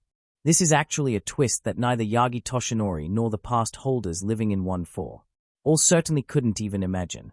The next chapter will show us the resolution of the fight, its aftermath, and will contain a slightly distant epilogue for the story. For now, let's rejoice that Eri is safe and the witch is dead. Chapter summary. Epilogue. Everything comes to an end. Sometimes bad, sometimes good, sometimes even fanfics can end well, which means being written until last chapter rather than abandoned. Cure. To evil's time, it seems, have come to such an end. Chapter notes. F_____ finally, NGL. See the end of the chapter for more. Notes. Lemillion finds the rooftop in question quite easily. He can fly now, and while he didn't master the quirk, not yet, he is quite confident about using it. Confident enough to fly over the city and approach the location without anyone seeing him.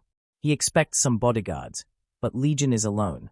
Then again, it's probably one of twice clones. Or perhaps not, at least not today. Mirio Tagaita isn't going to pretend that reading what's happening in Legion's mind is easy. Sir Nightai tried. Nedzu tried. Lemillion tried. They are still far from getting full read on him, and he is willing to admit that much. Legion is sitting on the rooftop's edge, looking down. Honestly speaking, he's looking like he is considering the jump. Probably at the end of the meeting he will do it, at least if he is a twice clone. Lemillion sits right next to him. Then they just sit there for something like a minute. In complete silence. Mirio doesn't feel like talking first. It's an awkward moment for them both. Not to mention a painful one. Not going to try to arrest me? Legion asks finally. We'll have enough time to be each other's nemesis. From tomorrow until either of us dies or you are incarcerated. Mirio sighs. Today I'm here as a friend. Just don't try to commit any crime in front of me, please. Fine. Legion looks down, both literally and figuratively. The awkward silence is there again. How are they supposed to approach the subject of what happened? How's your family doing? Mirio decides to try that route. They are crying. Izuku smiles faintly. Inko taught us well. Almost too well. Acer and Eri pretty much cried themselves into sleep. I have no idea how to explain what happened to her. Mom is with Mr. Compress and Kurogiri. Crying too. Compress is probably trying to cheer her up while Kurogiri is warping in additional tissue boxes and providing drinks to replenish the lost liquids. I'm holding quite well. I'm the symbol of evil now. I really think that I shouldn't cry. It's a sad spectacle. Really sad. Sad enough that Lemillion has enough of it. He grabs Legion's arm and pulls him into a hug. Izuku hugs back and the dam breaks. He cries. A lot. He calms down eventually, but only a bit. Sorry. Izuku pulls back. Tears are still welling in his eyes, but the dam is back on. I shouldn't have, damn it. You needed it, so you did it. Lemillion shrugs. I'm not you, so I didn't record it to humiliate my opponent publicly or anything like that.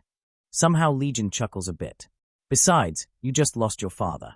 It's all right to cry over that. Didn't you just lose your mentor and predecessor? Izuku retorts back. Yeah, that battle was a mutual kill.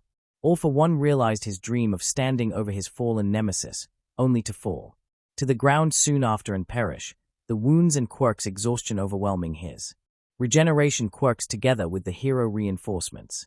Oh, wait. One for all. Lemillion nods.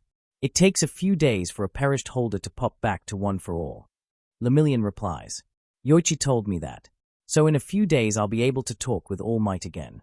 At least after Nana stops shouting at him for some party in the United States and after he stops shouting at me for not telling him that All for One is still alive.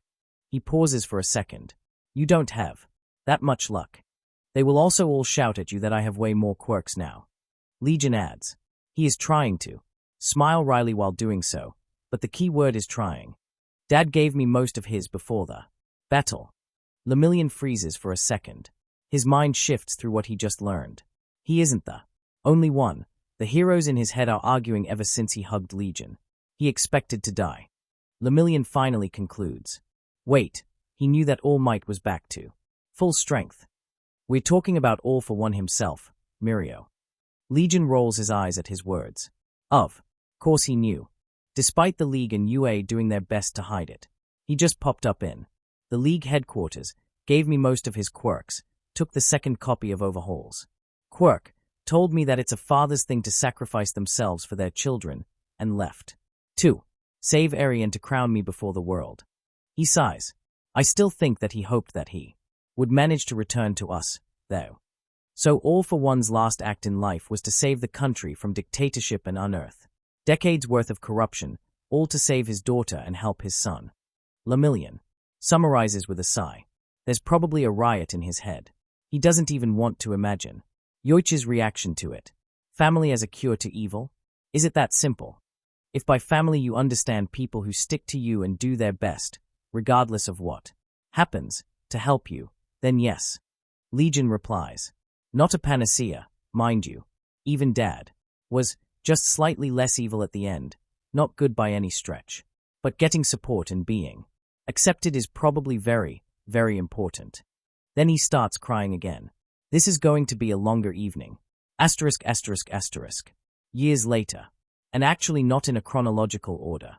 1. The plan was perfect. Someone managed to locate the villain industry's new headquarters. Some shell company or something, with a luxurious penthouse at the top of it supposedly, housing Gremlin herself. Who exactly decided that Dynamite is a good hero to make that arrest was probably an idiot, though. Not as much of an idiot as Dynamite himself was when he referred to his mother as old hag in Uraraka's presence. That damn woman almost broke his wrist, damn it, but honestly he likes how intimidating she can be, someone to actually have a rivalry with without being an ass like the living thermostat. But close. Sure, he was a rank 3 hero at this point. Fuck you ICY hot and fuck you Mini All Might, but he wasn't exactly a low-profile hero. But Mini All Might was fighting some destructive gigantified villain elsewhere, and Isa Hot was, honestly. Bakugo has no idea where he was and he doesn't care.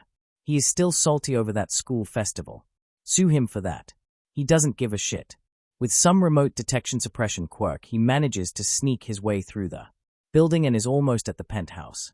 Doors are slightly ajar and he can see Gremlin in. Wait, is that an All Might pajama? Whatever fucking damn it.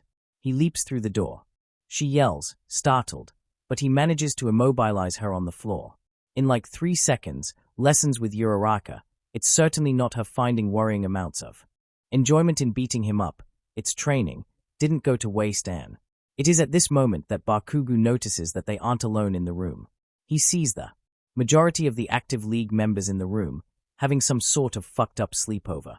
All Might or Lemillion pajamas everywhere. There is a large TV screen showing Lemillion battling the villain as seen from a helicopter. Vampire and Spinner are actually holding a banner with some Lemillion number 1 written over it, while staring at Bakugo with an obvious shock. There is also Deku. Because of course there is Deku. Right in front of Bakugo, in fact. Because of fucking course he is right in front of Bakugo. No one is ever going to believe you, Kaken. He says slowly, and with a worryingly delighted smile. Then he punts Bakugo through the window. 2. The screams and sounds of struggle coming from the warehouse reach a deafening crescendo. Kyoka Jiru, rank 56 hero according to the last ranking update. She is satisfied with this. Stops listening. It's way too painful to listen to. What's happening, earphone jack? One of the policemen asks. They were supposed to raid the warehouse, which was a base of some anticomplex mutant group, one of those who popped up in the wake of CRC's tragic, well not really tragic, demise. But someone arrived. Before them. She quickly scans the available heroes and policemen. Nope. Just no way. Murder rabbits. She deadpans. All 3. Policeman goes pale and phones someone much higher in the hero ranking. Thankfully they have the symbol of peace nearby and earphone jack can just go home and not get traumatized enough to jump out of the window in horror when Koji brings his pet bunny to their class reunion, like Mineta did last year. Asterisk, asterisk, asterisk. Tin can, I need Kurogiri on those coordinates, preferably right now. Small Might. What happened? Tin can, certain triplets in need of a pickup. Small Might, SHIT. Small Might, Miruko gave them a house arrest but they escaped. Small Might, 90% sure that Asa let them out because he thinks they are adorable. Small Might, they bonded way too much after he stole a truck full of organic carrots for their last birthday. Small Might, Papagiri en route. What the hell did they do this time? Tin can, attacked some anticomplex mutant group base. Small Might, how many victims? Tin can, 20 thugs, 3 B rankers and 2 A rankers. Small Might, wow. Seriously, wow. Tin can, but they accused each other of stealing kills and ended up coming to blows. They were already unconscious when I arrived. Small Might, oh great. I think I remember their parents pulling something similar in front of some ISP base during the war. Uncle Stain was a sore ass about it for days because he had Less kills in the end. Tintin can. Kiki. Small might. Alright, ooh. Small might. So how much is this going to cost me? Tintin can. Standard rate for captured League members. Tintin can. So Night Eye says that he is very interested about that human trafficking circle. In Hiroshima. Small might. Oh yeah, sure, take them out. Those asshats are creepy. I'll send you the address. Tomorrow. Just gather the evidence first so that nobody knows it's me. Tintin can. Right. Tintin can. Izuku. Small might. Yes? Tintin can. Could you organize some anger management classes for the rabbits? Small might. Why? Tintin can. Because they are 13 years old and I don't want them to be like that when they are adults. Small might. Did I mention that Miruko is pregnant again? Tintin can. No. 3. Stain, despite being a crucial part of the League of Villains, had some mixed feelings about it. Oh, he still endorsed whatever Legion did. Izuku had convictions and ironclad will. It's just that he wasn't sure if he liked the result. The world grew atrociously peaceful. Most of the villain versus hero battles were to a various degree staged, although the public didn't know. It was the price that the heir of all might decided to pay for the country not being at risk of descending into the same hell on earth status that it had a few years ago. Of course, both sides believed in their ideologies. That was a plus. League of Villains didn't tolerate punch-clock villains in their midst. They all believed in their own visions of the world, just agreed to only pursue them in certain ways. There were many true heroes out there, worthy successors of all might, to fight them. It's just, it didn't feel right when no one was really putting their life on the line. Well, except for some fights. When some foreign villains rolled in or some previously League-aligned group took its self-imposed limitations as a sign of weakness. But that wasn't very common at this point. Then again, Stain has also realized how soft he got in the meantime. Oh, he was still deadly. That much didn't change. It's just that nowadays he was mostly busy teaching the new generation of villains how to fight properly. He still killed a hero or two occasionally, if they acted really bad. Just, his recent average was this happening once a year. Rather pathetic. Although how much of that was due to bad heroes being very rare. He was thinking this over while picking up the diapers in the supermarket. Miruko kept sending him to buy stuff like that as punishment when he lost a spar, and unfortunately, he lost the last one. He was interrupted when he heard some loud noises coming from the direction of the counter. He decided to investigate. He realized that it was something interesting when he saw that there was a hero talking to the guy behind the counter. And, considering the look on the cashier's face, it wasn't anything nice. Stain spent half a minute listening to the talk. Then he realized what it was about. Hero wanted some free stuff. Because he was a hero. And when the cashier tried to say no, completely reasonable, the hero started to make thinly veiled threats of the shop. Getting into problems. Oh, no. That will not stand. I'd leave the shop if I were you. Stain says, and the hero turns his head towards him. Oh, and why is that? Hero fails to perceive him as a threat. Come on, the All Might. Merchandise that he is wearing does make him look tame, especially the colorful and honestly rather horrible glasses, but he should have enough situational awareness to see the amount of muscles under the shirt, right? Stain doesn't answer. Instead he takes off the fake nose. It's quite shocking how well it hides who he is. After maybe 5 seconds, the hero goes white. Stain. He says, taking a step back. He ends up hitting the counter. I have a one-warning policy nowadays. Stain announces. This is your warning. You are a hero. Act like one. Apologize to the cashier and fuck off. He lets out some of his malicious intent. He isn't sure from this range, but he thinks that the hero actually wet himself. And, just so we are clear, you are going to be under observation. Until your death. With all the League's resources. Either retire now, or be the best hero you can possibly be. Or I will find you and gut you like a pig. As the hero hurriedly apologizes to the cashier, and Stain plans how to leave the area before the hero reinforcements arrive, but not before paying for the diapers. Miruko would have murdered him for stealing from a shop. The hero killer realizes that he is still needed, maybe for a few more years. Then he'll focus on teaching the next generation, especially his own part of it, how to fight properly. He still is rather conflicted about the way the world works nowadays. But he is going to leave, dealing with it to his children. If they want to change it, they will have to achieve it by their own hand, like their parents did. 4. Small Might, you have been cordially invited to the celebration. Small Might, in the League's headquarters. Small Might, tomorrow evening. Tin Can, this isn't the anniversary of Overhaul finally kicking the bucket. So, what's happening? Small Might, I'm technically inviting Nana. You're an accompanying person. Tin Can. Tenko. Small Might, another Shimura in the family. Tin Can, Jesus Christ. Tin Can, tell him what contraceptives are. He gets Suto pregnant almost every year. Small Might, okay, first of all, this is his 5th child thus far. Small Might, stop exaggerating. Tin Can, straight face. Small Might, second of all, did you get to see the look on his face when he sees Suto and 4? Well, 5 now, little Suto's in the room with him. Small Might, you have never seen a man this happy in your life, I guarantee you. Tin Can, Small Might, also his oldest son loves All Might's cartoons and might be sleeping in All Might's honors so. I think the next generation of Shimuras is going to be on your side. We all know that the former one is retired now, although they might be kinda wolfy. Tin Can, I changed my mind. Tin Can, more children. Small Might. 5. Eraserhead is sitting in the UA principal office, alone. It's his office now, although he still has no idea how that happened. Literally. He woke up in this office with all the paperwork, done the day Nedzu vanished, with no idea where he was during the last 2 hours. Nedzu left a letter stating that he could technically keep doing his rat things from jail, but it'd be boring now that the HPSC president is dead, so he is going to disappear before Sir Night Eye acts on All Might's promise and issues an arrest warrant for him. Eraserhead decided that he's so done with the mouse bear that he doesn't even want to bother going after him, especially as Stain's affair was also an issue to him. No one saw him again.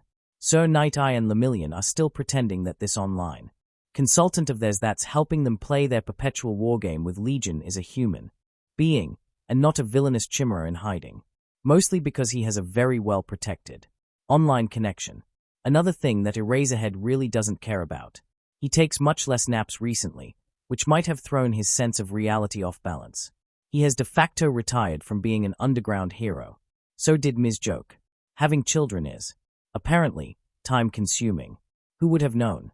He is fairly satisfied with the world outside being peaceful, and slightly peeved at how half of the League members are pretty much celebrities at this point, especially after Compress published his trilogy of films.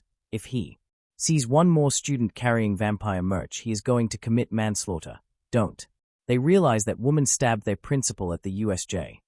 And he isn't even digging into the part where someone, and he is almost certain that Legion and Lemillion were somehow connected, has made a collectible card game about the darkest days of Japan. And yes, it was a smash hit as well. He also doesn't like the graphic design of his own card. Japan is making less and less sense as the time passes, really. Legion and Lemillion are to be blamed, no doubt about it. Legion is mostly playing around with the crime, until some villain group tries to break off from the League, breaks the rules or comes from outside of Japan, without asking and conforming to the local rules. Then he gets nasty, as in, let's massacre them all and leave their bodies in some public place, to scare the next batch of idiots straight nasty. And yes, people still remember what happened with those Russians.